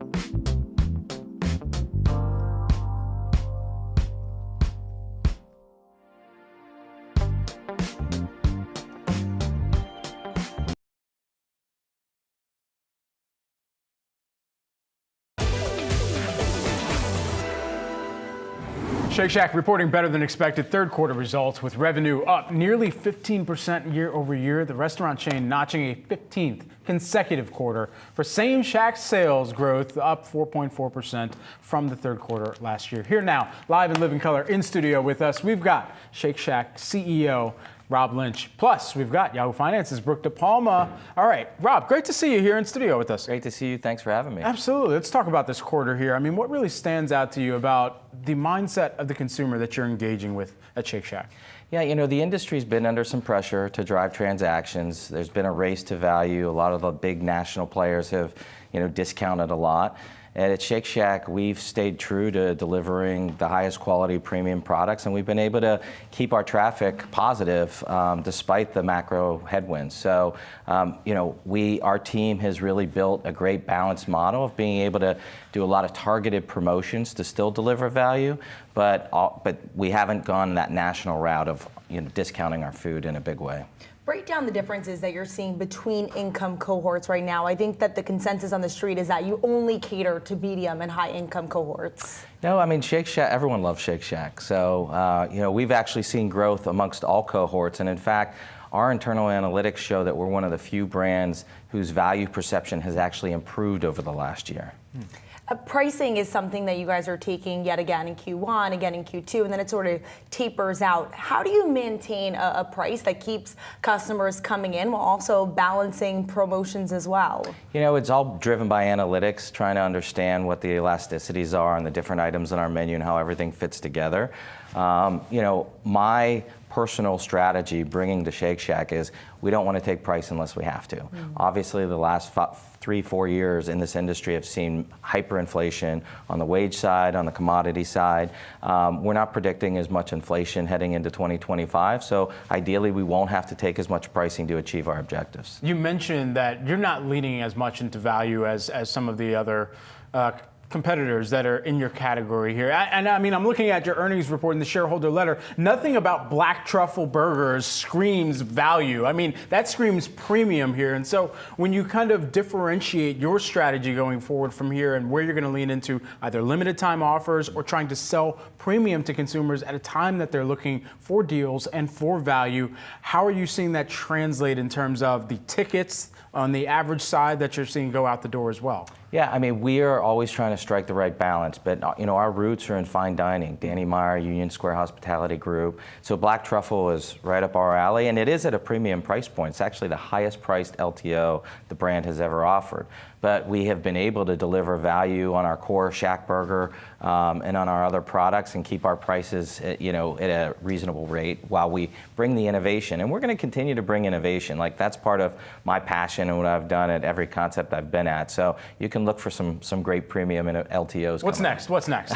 I wish I could tell you. Okay, all right. I don't know how we top expect the same cadence? Is there going to be the same cadence as we've seen some Shake Shack before? Yeah, we are we have brought back Black Truffle back, and it is going to stay on a little longer because our guests have demanded it. I mean, they love the Black Truffle, and it's doing really well. But every 3 to 4 months, we like to cycle through. I mean, when I started, Korean barbecue chicken sandwich, blew me away. So pretty good. Just quickly, we only got 30 seconds. Okay. Sourcing. How well are you able to maintain and control sourcing of ingredients right now? Being the fresh, made-to-order, premium player, our ingredients need to be at peak performance all the time. So our supply chain is something, we own our supply chain versus outsourcing that. So it's something we watch very carefully, something we put a lot of resources up against. So we have a lot of confidence, despite what's going on in the industry, that we're taking good care of our guests. Rob Lynch, Shake Shack CEO, and Yahoo Finance's Brooke DePalma. Thanks so much for taking the time, Rob. Thanks for having me. Absolutely. Julie, I'll toss things on over to you. Thanks, Brad. Shares of IMAX are rising. The company saying it expects to deliver on the high end of its full-year installation guidance. To discuss, Richard Gelfond's joining us. He is CEO of IMAX. Richard, it's good to see you. So, installation guidance is what it seems is one of the things that the street is focusing on. I know you're also focusing on profitability and sort of a recovery that is unfolding a little quicker than you expected in the theatrical business. Can you give me a little bit more color on what you're seeing out there? Well, I'd say for IMAX, last year was really a recovery year. IMAX's box office last year was equal to 2019, which was our best year in our history. So we're not a theatrical company. What we are is a platform that has the best out-of-home content in the world. So yes, movies, Hollywood movies are a big part of it. Local language movies are a big part of it. Live content is a big part of it. We did the Olympics this year, for example, the opening ceremony, the fact we're in 90 countries, and 2025 looks very much like an inflection year. As part of our earnings call, we gave guidance out about $1.2 billion in box office, and things are going extremely well. Coming off of last year with Oppenheimer and earlier this year with Dune, IMAX is just something people seek out to do something special, and premium is over-indexing, and that's showing itself in growth in a lot of areas. All of that said, Richard, we did see a decline year over year in revenue. When do you expect that to start to reaccelerate? Well, that's more or less just a quarter over quarter thing. In the same quarter last year, we had Oppenheimer, which was one of the best IMAX films of all time. If you look at the quarter, overall, it was our third best third quarter in our 55-year history. So I don't think it's particularly meaningful, because it's just last year was so great, it fell a little short of that, but it was still a very good quarter. Gotcha. And speaking of Oppenheimer, I noticed on the call you also talked about new sort of IMAX shooting technology that's going to be used in a new project from Christopher Nolan. I was curious to just get a little bit more information on that, and then what that is going to mean for the business. So as you know, Chris Nolan is always trying innovative things. And if you go back, whether it was Tenet, which he shot backwards, the whole idea of using IMAX cameras for so much of the movies, he always comes up with kind of not only a new story, which is amazing, but a new way of telling that story. And he approached us, I don't know, about a year ago, and said he really wants to create some new technology that he's going to use in this movie. And we worked with him, and our team did a phenomenal job. And it's up to him to talk about the specifics, but he'll be able to do things, in IMAX that we've never been able to do before. Well, I look forward to getting more details and seeing that project. Finally, I want to ask you about China. As you mentioned, you guys really have a global business. In fact, it's my understanding the biggest percentage of your revenue is from Asia broadly. What are you seeing in China bookings and China installations, given that, of course, a lot of companies have talked about some struggles there? Well, we signed one of the largest deals in our history for new theaters and upgrades earlier this year with Wanda. And Wanda had been acquired, which is our largest partner in China. It represents about half our network. And in all its facets, it was for around over 100 theaters between upgrades and new theaters. So that was very positive. The box office in China has been somewhat challenged this year, and it's a combination of not the right kind of movies and the economy. So as you know you guys have reported about it a lot. The government's done a lot to stimulate the economy there, and I think we'll see the results of that, shortly. Also, they've started to release the titles in China coming out next year, and they're versions of blockbusters, sequels, other things like that. And we expect China to be significantly better for us in 25 than it was in 24, both because of the macro changes going on, but specifically because of the film slate that's coming. And I guess I have to add that the 25 film slate, globally in the US is extremely strong. And those films will also play in China. So in addition to the local language, the strength of the Hollywood slate will also be a positive driver. Thanks so much. Good to see you, Richard Gelfond, IMAX CEO. Appreciate it. Nice to see you too. Take care. Thanks. Coming up next, Informatica CEO is joining us to break down the AI cloud provider's latest quarter. Stay with us.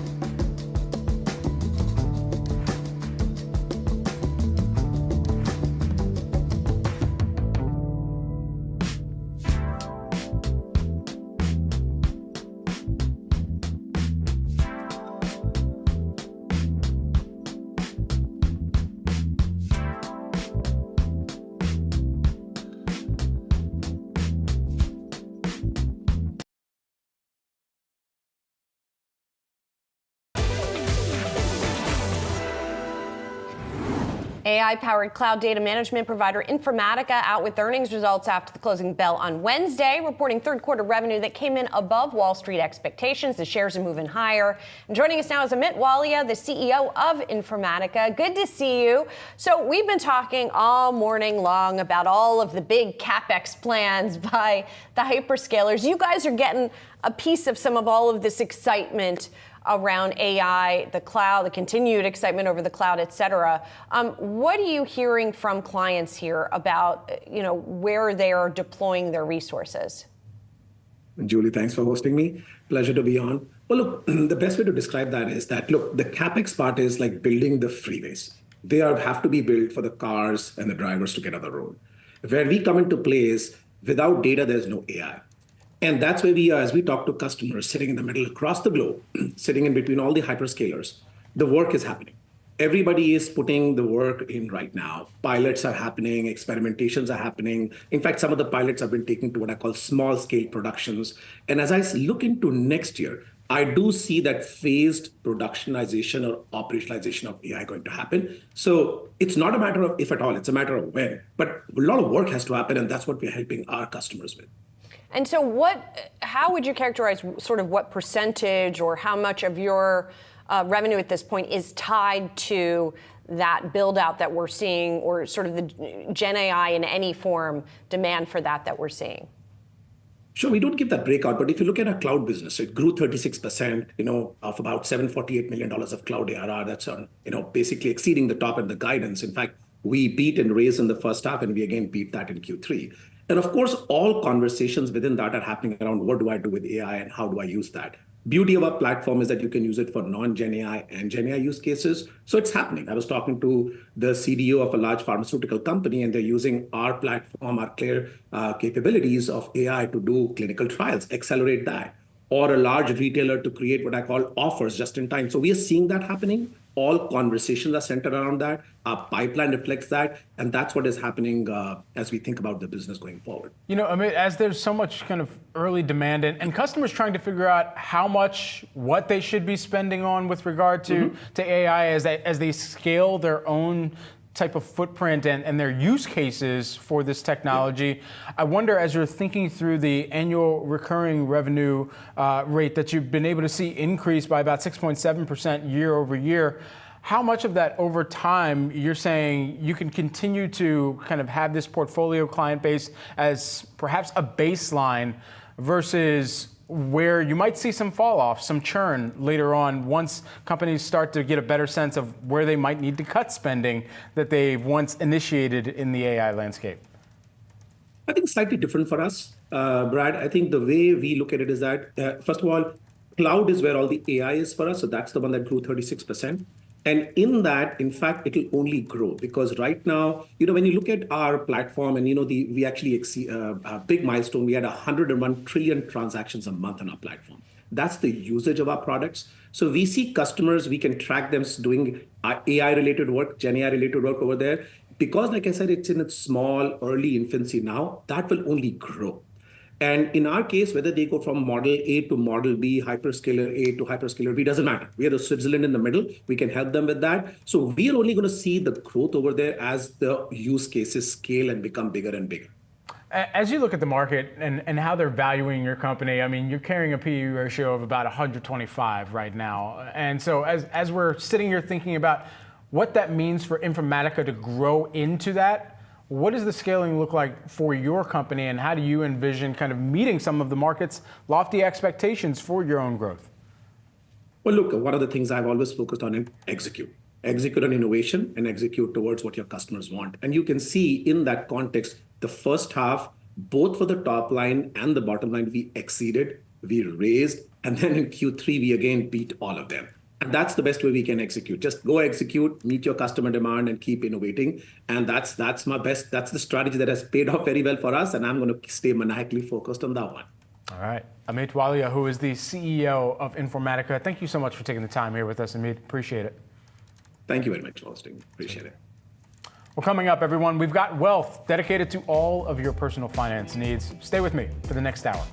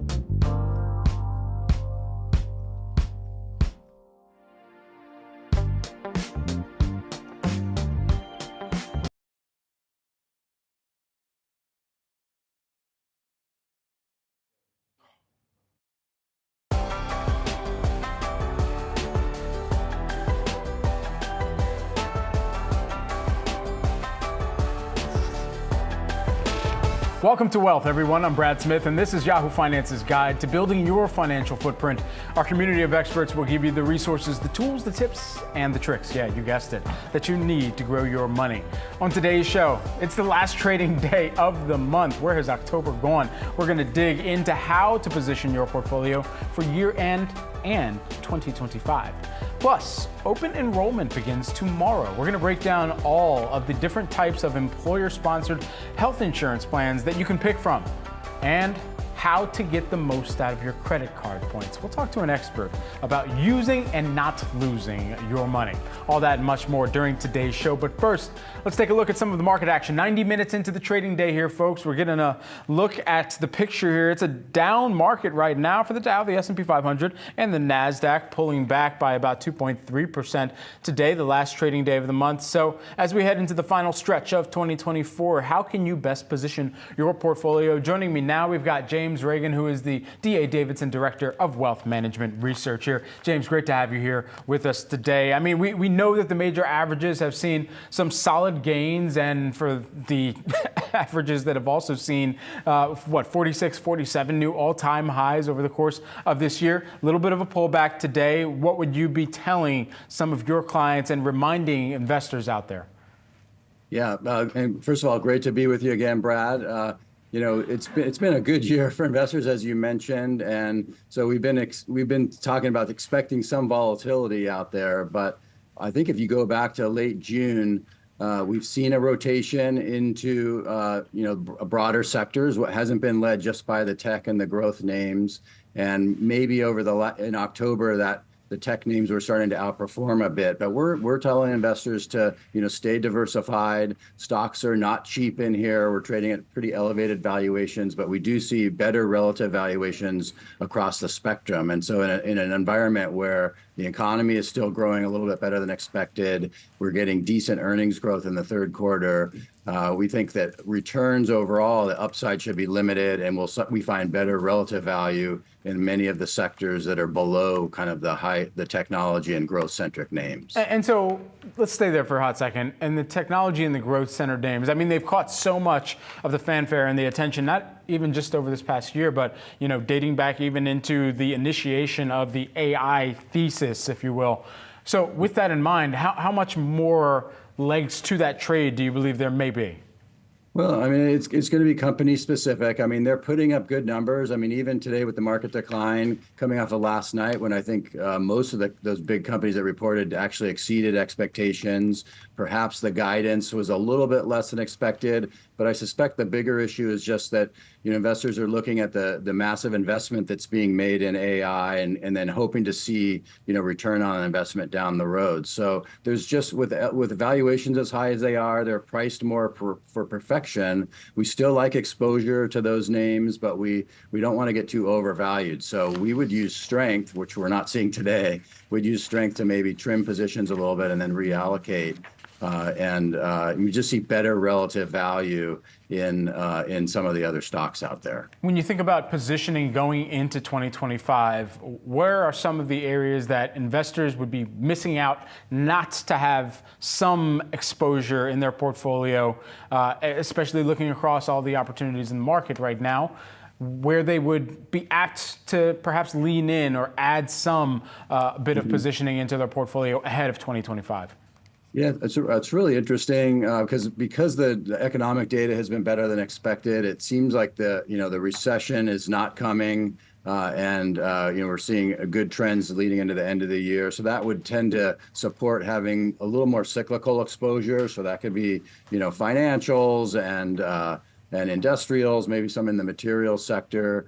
But it's very interesting because we see some good values in some of like in healthcare now, where there's tends to be a little more defensive. So what we're focusing on, we can find companies that have strong earnings growth potential. They're still putting up good earnings relative to the rest of their group, and we're seeing it across the various sectors. So we want to be just very diversified into high quality companies that have good earnings visibility. James, we'd be remiss not to mention, of course, the major events taking place next week. And really, that's already begun, which is early voting and then, of course, Election Day next week. And ultimately, how the markets are seeing some volatility here today. But, of course, post-event, what the anticipation is. What are you expecting? Yeah, I mean, we haven't really seen a lot of volatility, like you said, up until today, leading into the election. I don't know if that's what's causing the volatility that we're seeing this morning, but we've put out a couple notes on this. I think over time, we believe that the election results don't really affect the long-term trajectory of, say, the S&P 500 and the market overall. So we're just, I think it just argues with our earlier point to stay diversified. But that doesn't mean we can't see some volatility here leading into the election, especially if some of the results are contested. It's interesting, though. One of the comments that we get all the time, and I think we've even talked about this in the past, that the stock market investors like to see divided government. We don't really like to see a one-party control. And if you look history, going back to 1945, we've actually seen, that the data doesn't prove that out. The S&P 500 has done well, even in the years when we've had either full Democratic control or full Republican control. And even in the last two administrations, when President Trump came in after the 2016 election, that they had a red sweep at that time, Republican sweep.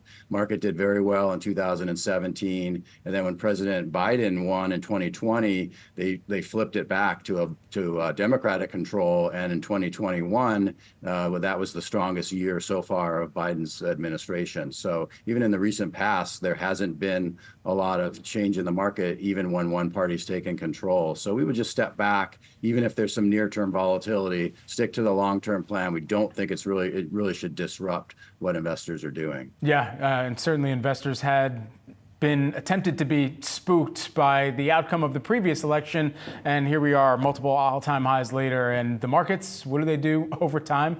Well, history suggests they at least have tended to go higher here. Just lastly, as we're thinking about how someone can set up a portfolio for either outcome of the election, where is perhaps the best down the middle of the road approach that a person or an investor can take?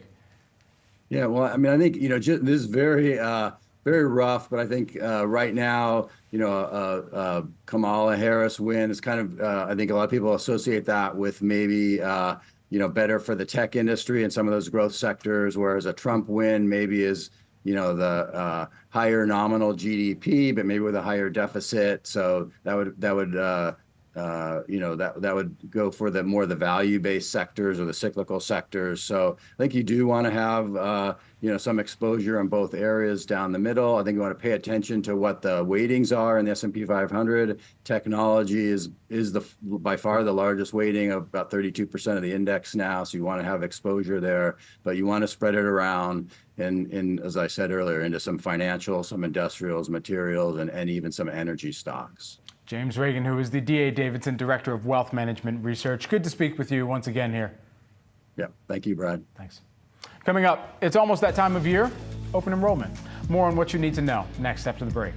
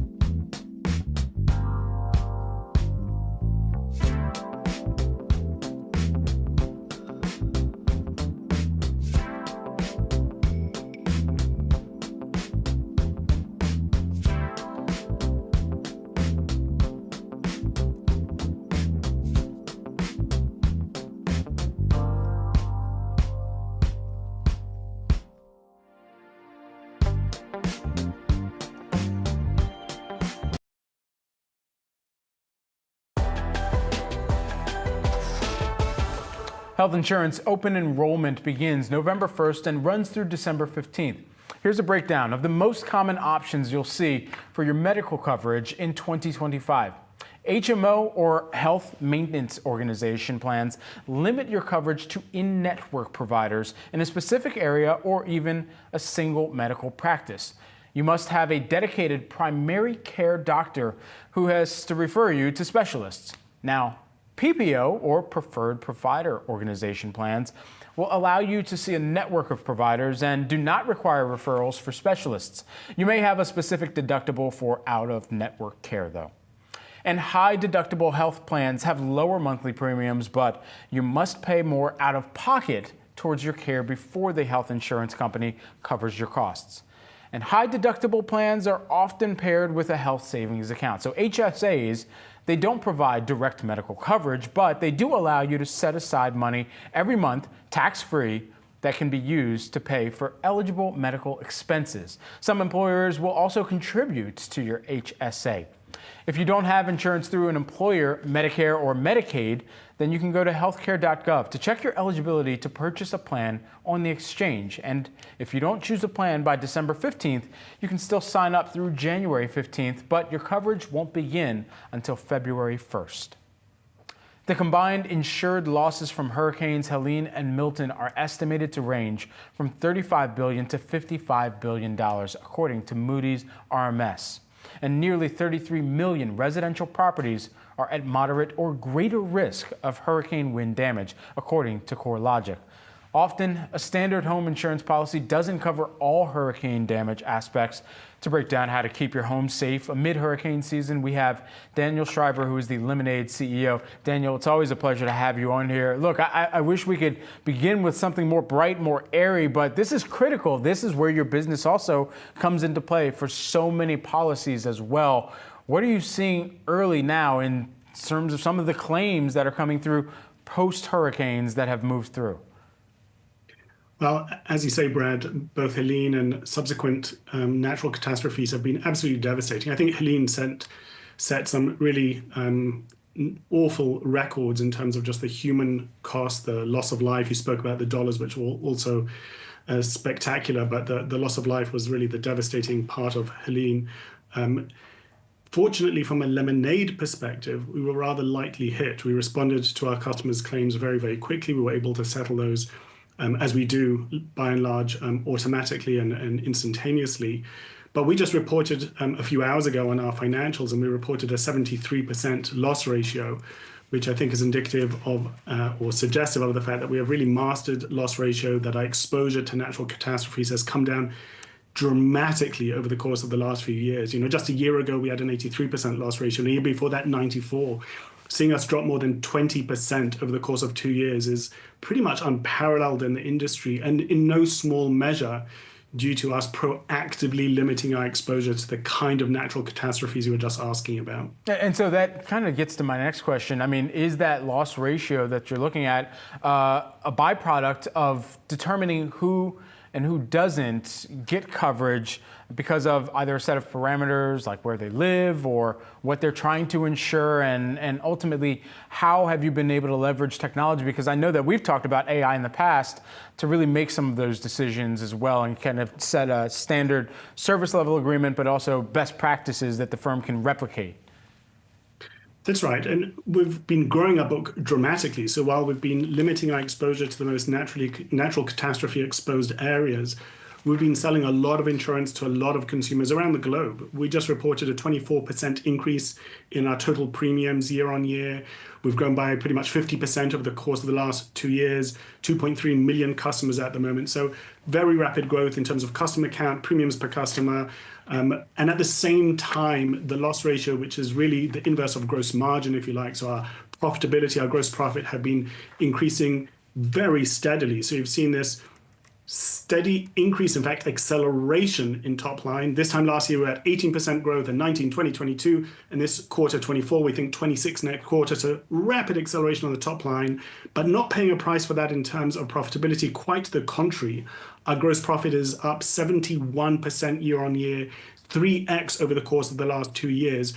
So selling more insurance, but doing it absolutely based on AI's predictions, being very smart about what kind of coverage to what kind of consumers. When you find that goodness of fit between what the consumer wants and what makes sense for our systems, we seal the deal with very rapid conversion, very good conversion rates, very high levels of customer satisfaction. But we do skirt around some of the most cat-exposed areas where AI doesn't have a marked advantage. So if we're selling pet insurance and we can use really tens of thousands of parameters in complex models to predict out the life and the health of pets, same with cars, same with renters, that's where our advantage is most pronounced. Predicting the weather is not something where Lemonade enjoys a distinct advantage. You mentioned pet insurance, and it sucks to hear when your pet is not going to be insured because of some pre-existing condition or whatever has been baked into the decision-making models over at Lemonade. What are the most common cases that you see when a pet is either not getting insured or where an owner has to pay a little bit more of a premium to make sure that that pet can get insured? Yeah, so the trick with pet insurance is to insure your pet from the get-go. And in fact, we have a very heavily leaning portfolio towards pups and kittens and really young pets. Once they have aged and you wait until some kind of condition has manifested, it's very difficult, much like the health insurance that you were just reviewing before this segment. It's very difficult retroactively to get insured for something where the damage has already occurred. So we do recommend getting it early on. We have, apropos AI, our AIs will review veterinary reports and we'll be able to sift out pre-existing conditions and preclude them from the coverage if needs be for obvious reasons. But we are one of the fastest growing pet insurance insurers in the nation. We're growing very, very rapidly. This is a profitable and with very high level of customer satisfaction book of business. And more broadly, if I zoom out from pet and really across, I mentioned all of our different products, so renters and home and pet and car, we've seen our loss ratios come down across the board, and that's resulted in very significant cash flow generation by a business, really for the first time at these kinds of levels. So we've seen a 1,500 increase in our net cash flow year on year. So the combination of a rapidly growing top line with margin expansion, you multiply those together and you get to some really nice dynamics in terms of gross profit dollars, cash flow generation, etc. Daniel, great to speak with you as always. Dan Schreiber, who is the Lemonade CEO. Thanks so much for taking the time. Thanks, Brad. You've been spending all year and have racked up rewards, so now what? We've got the tips on how to put your credit card points to work next.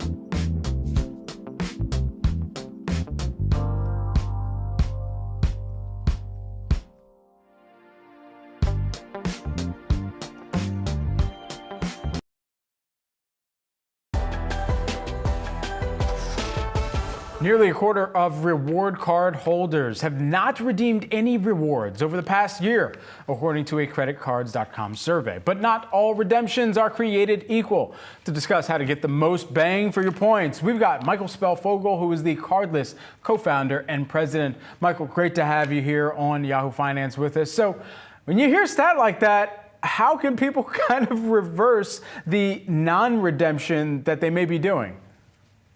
Well, first of all, thank you for having me today. I'm excited to be here. Credit card points are much like cash. They're depreciating assets. So as you earn them, you want to burn them. You want to spend them as quickly as possible because airlines are like central banks. They can print more points just like a bank can print more cash or a country can. So you want to spend them as quickly as possible. And so with that in mind, as you kind of evaluate the card landscape right now and really look across the offers that are out there, is there a card that's knocking it out of the park, or even a card partnership that's knocking it out of the park, knowing that it's typically the transaction service provider teaming up with one of the core, maybe airline companies out there or core retail experiences out there? Right. So you're referring to Visa, MasterCard, and Amex. Those are the largest networks out there today. And if you look at the big banks, right, 1% of US GDP was spent on a Delta Amex card last year, just an immense amount of transaction flow. At Cardless, we help brands launch cards too. Some of our partners are Qatar Airways, Avianca, Latam, TAP Portugal. So we're bringing international brands into the US and helping consumers get credit card rewards with those airlines too. How can rewards points be an inflationary hedge for consumers out there that are looking for smart spending and smart savings as well? Well, every time you buy something, you have an opportunity to earn some sort of reward. They're cashback cards, they're cards that earn credit card points, miles, et cetera. And you really want to be very tactical about the cards that you use. So the best strategy I recommend is a diversified one. So credit cards from big banks, Amex, Chase, Citi, maybe some more modern issuers, fintechs like Cardless too. If you have multiple cards at your disposal, you can really optimize it from the consumer's perspective. You know, there's even more of a digital engagement that companies have with consumers right now where they're saying, hey, just become part of our rewards program. And, you know, maybe you don't have to sign up for a card, but we'll make sure that you get points and you're able to track those points because we'll email you and let you know what your total is. And they're trying to drive even more of an entrenched relationship with that singular consumer versus that consumer going and getting a card and earning rewards elsewhere that they might rack up on a card, but less of that dollar share might go to a specific retailer. So how can consumers best evaluate when they are getting the best deal either from a specific retailer versus a card transaction provider? So from a consumer perspective, it's always best to think about, well, what are the underlying motivations, the brand of the company we're earning those rewards, cash back, those miles from.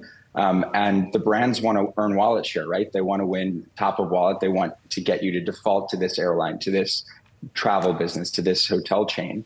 And as a result, there's a lot of really lucrative opportunities out there right now, both to sign up for new cards, but just be members of the loyalty program where you earn outside of their universe, but bring credit card rewards back into it. And the best relationships are the ones that people really trust the brands, and the brands are able to go out of their way to provide benefits like elite status, upgrades, lounge passes, loyalty points in the airline world. And we've seen that develop really, really rapidly the last 12 to 18 months. How long should you be sitting on a trove of points or rewards points? Because a lot of people kind of look at their points and say, all right, I need to build it up to a certain level so I can cash in on something really large or be able to kind of keep a baseline of those rewards points. Is there a good threshold that you would say? Well, this stat might shock you, but the average cardless customer is redeeming their points within 6 months of earning them. So it's a pretty quick turnaround here. And I really recommend that earn and burn strategy. Of course, if you don't have any points, you need to accrue a balance so it's meaningful. But the second you can get a free trip, the second you can get something that you wouldn't otherwise be able to, I recommend redeeming them right away. This is a depreciating asset at the end of the day. Geez, putting me to shame on some of the cards points I've been saving since 2011 here. Michael Spellfogel, Cardless co-founder and president. Thanks so much for the time. Thanks for having me. You got it. Coming up, everyone, we've got an episode of Opening Bid. Yahoo Finance's executive editor, Brian Sozzi, sits down with Peter Galbo. Stick around.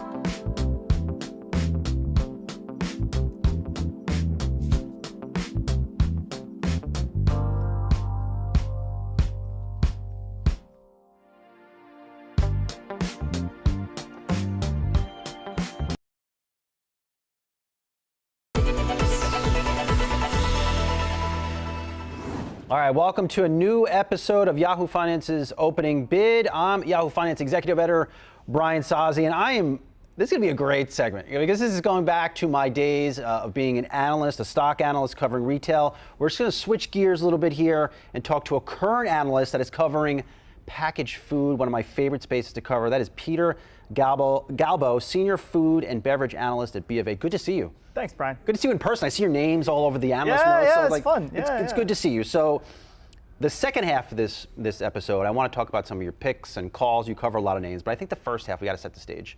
There's a lot of, I think, consumers upset with shrinkflation. What the hell is going on? What exactly, as a person that studies the space, what have these companies done, and what are they likely to do moving forward? Yeah.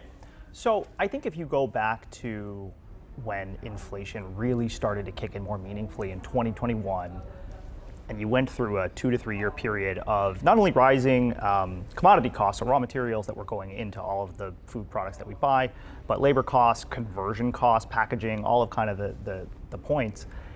You've had like a 25% increase over 3 years in the cost of packaged food.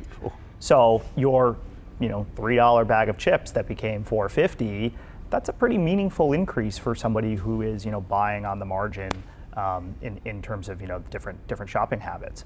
So to your point on shrinkflation, or what the industry calls price pack architecture. Oh God, everyone's price favorite. pack architecture. Yeah. Oh, you hear that all over these earnings calls. You have that, and you have my other favorite, which is RGM, which is revenue growth management. Okay, yeah, it's a new one for me. Yeah. So what you've had though is a realization on the part of these companies that as demand elasticities have kicked in, so the price went up by $1, the volume went down by an equivalent dollar essentially.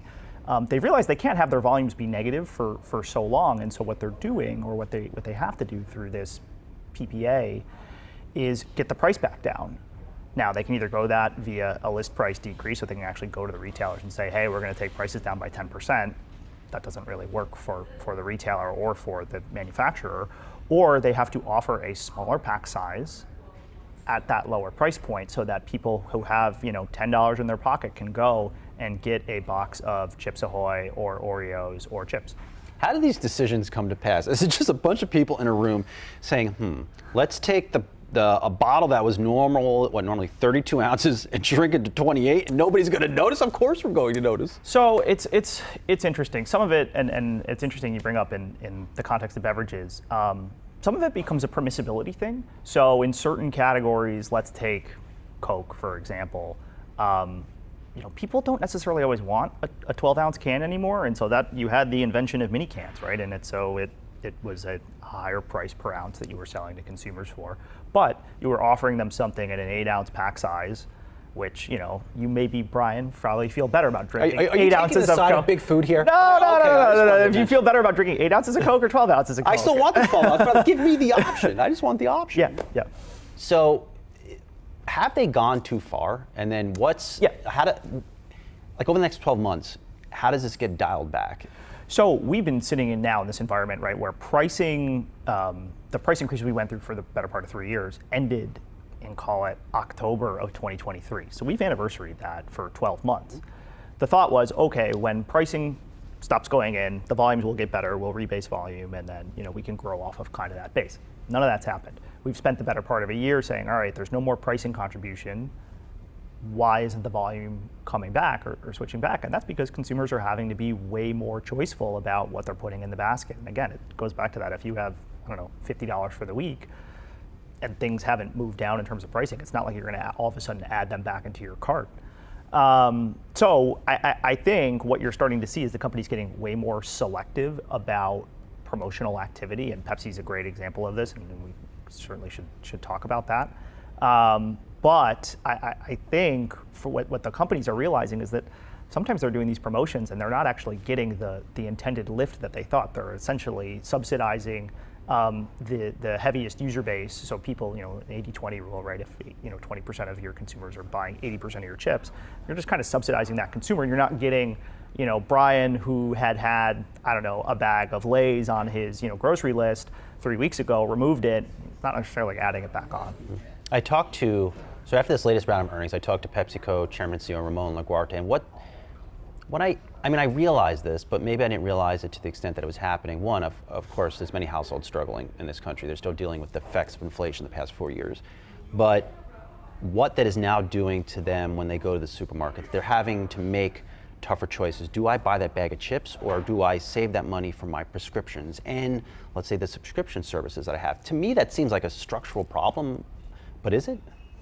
So it's interesting because, right, there's 100 factions of consumers out there, and you're seeing it on all of the different channel dynamics. So, the club stores, right, are killing it still. You're still seeing Costco and Sam's Club comp at high rates, and that tends to be actually a bit of a higher income consumer, but you're seeing that consumer, $100,000 plus household that's trading out of a traditional, grocery store, so a Harris Teeter, a Publix, a Wegmans, going towards that club channel because maybe they're getting a bit better value, even though it's still, you're still shelling out a large check, but a better price per unit. And then you're seeing that lower income consumer who isn't, can't really afford to necessarily move into the club channel. They're the ones who are having to be a lot more choiceful. And so is that cutting out convenience store trips, which has been probably the weakest channel after being such a strength for so long. Are they moving into dollar stores? Are they wasting less food? This is something we've written a lot about. It's something like 40% of calories that are actually produced get wasted. And so think about it. It doesn't take much. If you go from 40 to 39 to 38, it lowers the amount you actually have to buy that kind of flows back upstream to what some of the companies are producing. It's funny you mentioned about the convenience store channel, because that's another thing that I took away from our chat with Ramon, that he was surprised by the weakness in the convenience store channel. And I guess I've always come to think, especially over the past 5 years, that convenience means strength. People go in there, they're traveling to their job, they're picking up snacks, but that's a really weak channel right now. Like, how bad is it getting in convenience store land? It's in some cases down like double digits in terms of traffic, in terms of the sales. So that the interesting piece is the traffic, and another just interesting example of this is, think about Smuckers. They bought the Hostess business. That's like all convenience store, right? You're going and getting a Ho-Ho or a Twinkie out of out of the aisle. What we've seen is that traffic at convenience stores isn't necessarily down all that much. Maybe it's declining kind of low single digits, and there's no real meaningful correlation to gas prices. Actually, gas prices should be helping to the extent that they're down. A good proxy for convenience store traffic is actually nicotine sales. Nicotine is like the ultimate, you're not going to stop, buying that, right? And so you got to get your cigarette, your 2-liter soda. So this is the question, right? So if cigarette sales are not, or even smokeless tobacco sales are not down that much in convenience stores, what's happening to all the other categories? And what we're finding is that, again, if you're going in with $10, you're not attaching other products at the same rate. You're not buying a Slim Jim. You're not buying that bag of chips. You're not buying Planters peanuts. Who's buying Slim Jims? Apparently you are. I'm not talking about before. I'm not putting that stuff in my body. But you're not buying the 20 ounce, and you're just getting maybe you're getting your gas, your cigarette, maybe your lotto ticket, and then leaving. And so what we're seeing or noticing, and this is something we published last week, the attach rates on that trip in convenience are far lower, and they're lowest in categories like meat snacks, and a bunch of the other kind of what you would call more discretionary type buys within the box. Every big food executive that I talk to, they continue to downplay the impact of Ozempic and other GLP-1s. And again, I'm talking to companies that sell packaged food. Right. I get it. But are you seeing any signs that this is having an impact on the margin? Like, where does a snacks business look like 10 years from now, as prices for these drugs come down, and maybe more Americans are able to use this stuff, or dare I say more people around the world, and they buy less snacks? Yeah, so no impact yet, right? Or discernible impact that we can see, and I don't want to opine on people using compounded, my wife is a weight loss pharmacist, so she plays in this world. So we have a discussion about this quite a bit. And so look, like I think as it becomes more available, if the use case goes up, that's certainly, it's a longer tail risk that you might stick into your terminal growth rate, right, of your company. A potential hypothesis is, if you think about the purchase, right, the food purchase decision, of consumers. If you're taking Ozempic, you're probably not skipping out on a dinner with friends, right? There's a very social aspect to you and I going for a burger and fries after this that, maybe you're ordering a smaller portion, but you're probably not going to skip that. You're probably not skipping your weekly trip to either Sam's, Costco, or your grocery store of choice. But maybe if you are taking one of these weight loss drugs, and you're looking at those discretionary food purchases or in-between meal purchases, does that sneakily show up in the convenience store channel actually first? I don't know, and we don't have enough data to say, but the logic would play out. We're finding those are much more discretionary purchases. It's the bag of chips you buy on the road trip. If you don't really need that anymore or don't feel the need to need that anymore, maybe that's part of the weakness. Again, we have no data that would necessarily corroborate that, but it's a hypothesis that's being floated out there. We're going to hold that thought. We're going to do the break now, and we'll come back on the other side. We'll get those pressing answers. We'll be right back.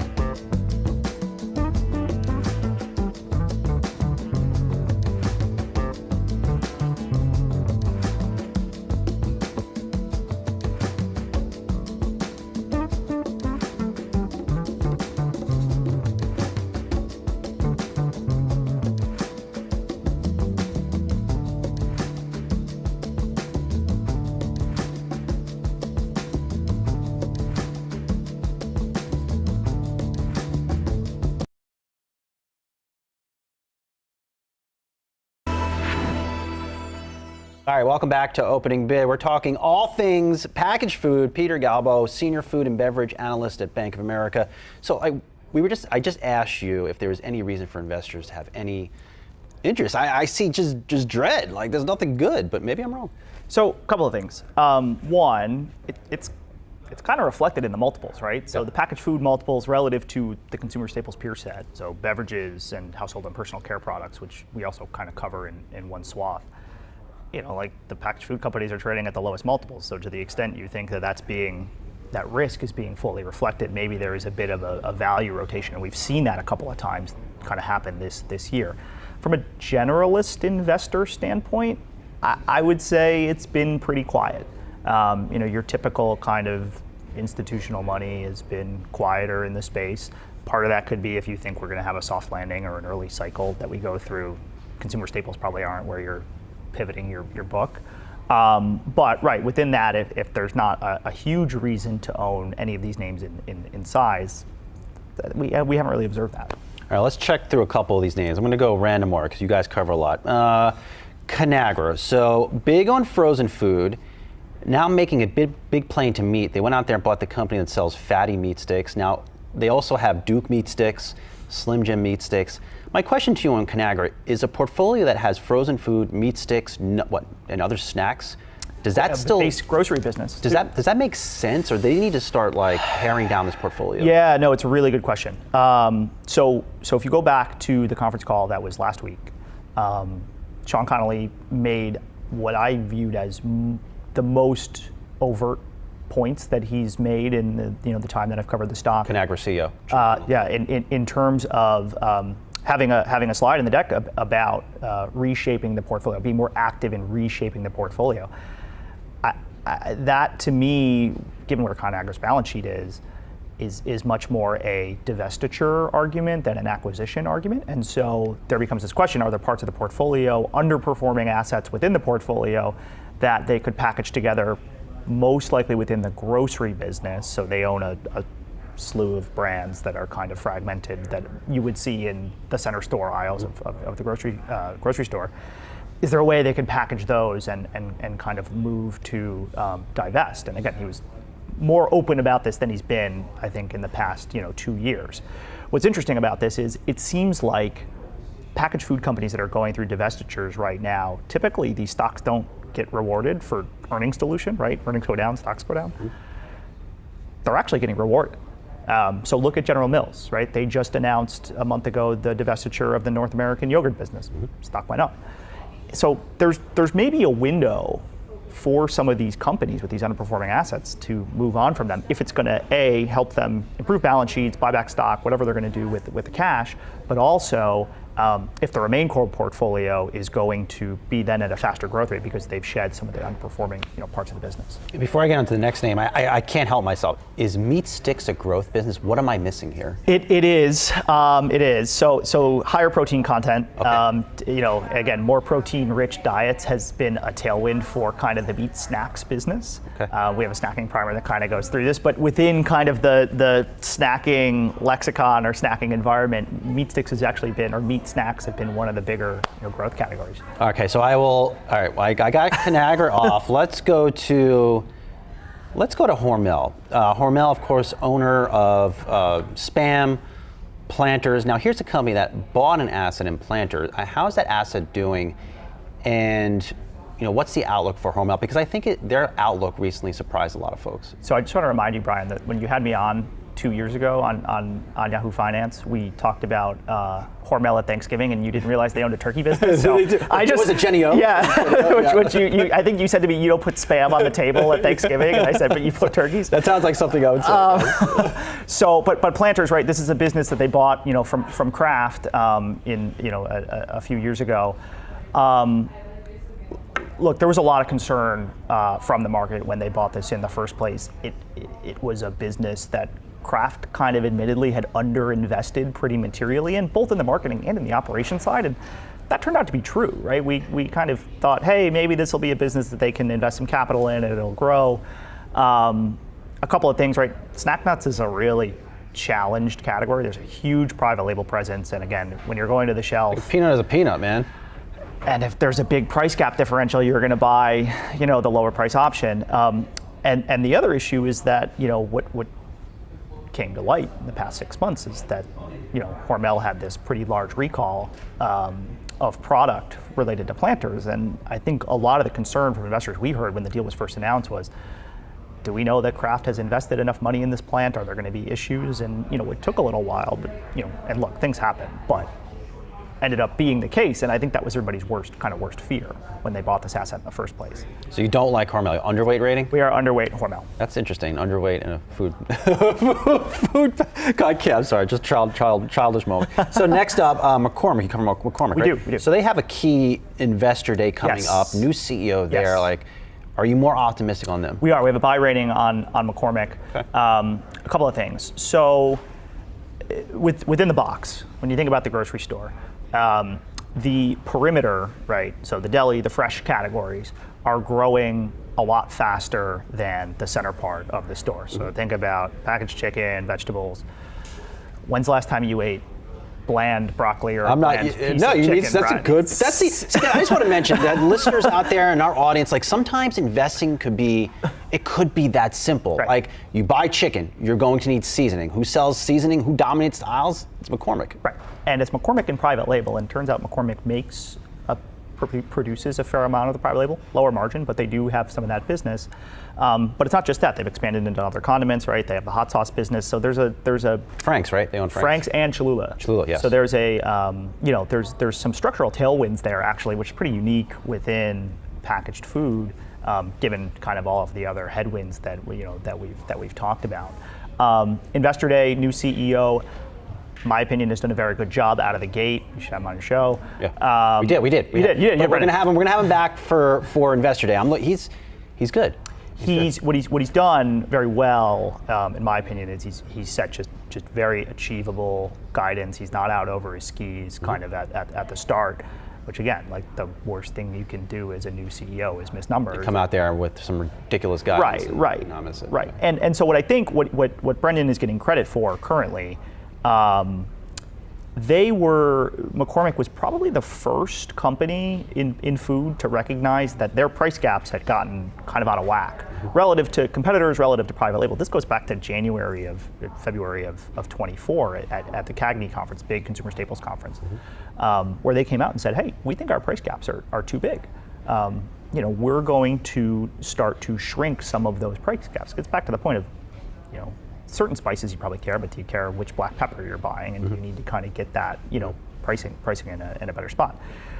They took the early mover advantage on that. I think people were a bit skeptical at first, but it's worked. They've seen the volumes improve at a much faster rate than the rest of packaged food, and now they're on this trajectory that going into next year, we think there's a potential that they actually are maybe the first or only company to kind of get back to their long-term growth rate. Brendan recommended I think they just came out with a new dill-flavored steak seasoning. That stuff's good. Yeah. I'm a Montreal steak seasoning guy. I am too. You throw some dill in there, but they also came out with dill-flavored red hot Frank's hot sauce. This stuff worked. That's the innovation I'd want to see. Well, I remember we're getting into football season, so your wing dip, you get ready, you pour the bottle. I don't need another freaking meat stick. I need some Montreal steak seasoning with dill. All right, so we got McCormick done. Campbell's you still cover? So in a competitor report, Goldfish still ranked as the #1 snack. Help me understand, because Goldfish I've had in some form going back to when I was a kid. Why is a bag of Goldfish still so popular, especially with younger consumers? It's a very popular snack for kids. My nephew, who's 2 years old, can't get enough of them. Is it the fish? Is it just the shape of the fish? It may be the fish. They've done a couple of things. One on flavors, right? They've had a good product array from a different seasoning, flavoring standpoint. They've done some kind of holiday and tied in, some movie themes. So if you think back to when I was a kid, it used to be that Kraft Mac and Cheese had, Looney Tunes, right? Yes, and now, Campbell's is launching Minions. Goldfish. We're dating ourselves. Right, yeah. But no, look, they've added a fair amount of capacity as well. So it's just created a greater availability and been able to push distribution. And so it's been this real growth engine. And again, salty snacks, the past 9 months, has been a pretty attractive category, and that's helped. Do you like the name change, and do you like their Rayo's pasta move? So the name change, I don't have a strong view one way or the other it does make sense. On the name change. Look, Rayo's was a good acquisition for them. Mm-hmm. It was a savvy move. It makes all the sense in the world, especially given that they own the Prego business, right? So now they're premiumizing. Rayo's is it's the fastest growing CPG company probably that we cover, or was when it was a public company. It's one of Costco's top selling items is the good thing to have the 32 ounce Rayo's marinara. What I think is interesting, or is a question, and again I don't have the answer to this. How much of what's happening with Rayo's is just distribution gains, right? It's not available everywhere. It's very available in the Northeast. They're going to push it into all of these markets, and eventually that'll kind of stall out. But is there a case to be made that Rayo's is sourcing meal occasions from casual dining, Italian restaurants? So, do you, Brian, go and buy your jar of Rayo's and a thing of Rayo's pasta instead of going to Olive Garden? Yeah. We don't have enough time for that because I love me some Olive Garden. Go next door. We're not that far. Yeah, that salad dressing they put on that pot. That is not changed. Buy it at the grocery store. Yeah. Well, shout out to the folks at Darden. They do a good job with Olive Garden. Speaking of meat, they've made I know you don't cover that company, but they've made a big push into meat. They bought beef brands. They're only on beef too. What is it about meat? It's some beef cycle stuff, right? Well, we don't have enough time. We don't have enough time to talk about the beef cycle. You love talking about the beef cycle. So in the 30 seconds that we have left, if people are interested in investing in packaged food, what's the one easy thing they can do? Is it as simple as walking up and down the aisles and seeing where like innovative products are and prices? Like, I wish I had more time to get into like what you do. Yeah, I think it's a great question and probably deserves a much longer answer. But the Warren Buffett methodology, right, was always buy what you like. So it's the reason why he owns a lot of Coke and a lot of Kraft Heinz. But no, like I think. Look, we have the companies that we like, McCormick, Mondelez, kind of higher quality packaged food companies that we think kind of weather the storm regardless, and so that's where we're telling our clients to buy. Enjoy your Thanksgiving dinner, sir. Hopefully I see you before 2026. Peter Galbo, Senior Food and Beverage Analyst. Good to see you. Thanks for joining us here. And that's it for the latest episode of Opening Bid. Be sure to like us on YouTube. Hit us with those 5-star ratings on Spotify and on Apple. Just show that love. We really appreciate it. Hit me with some comments on X at Brian Sozzi. We'll talk to you soon. Let's do a final check of the markets here as we're approaching 12 noon Eastern time. The Dow, the S&P 500, and the NASDAQ seeing a bit of volatility here on the day. The Dow right now is down by 0.8%. The S&P 500 lower by about 1.6%, and the NASDAQ composite down roughly 2.5%. Largely, those declines are being led by technology. The technology sector, of course, as we've been tracking it, XLK is down 3.4%. That's it for Wealth. I'm Brad Smith. Thank you so much for watching. Stay tuned for Market Domination with Julie Hyman and Josh Lipton. That comes up 3 p.m. Eastern Time. You don't want to miss it.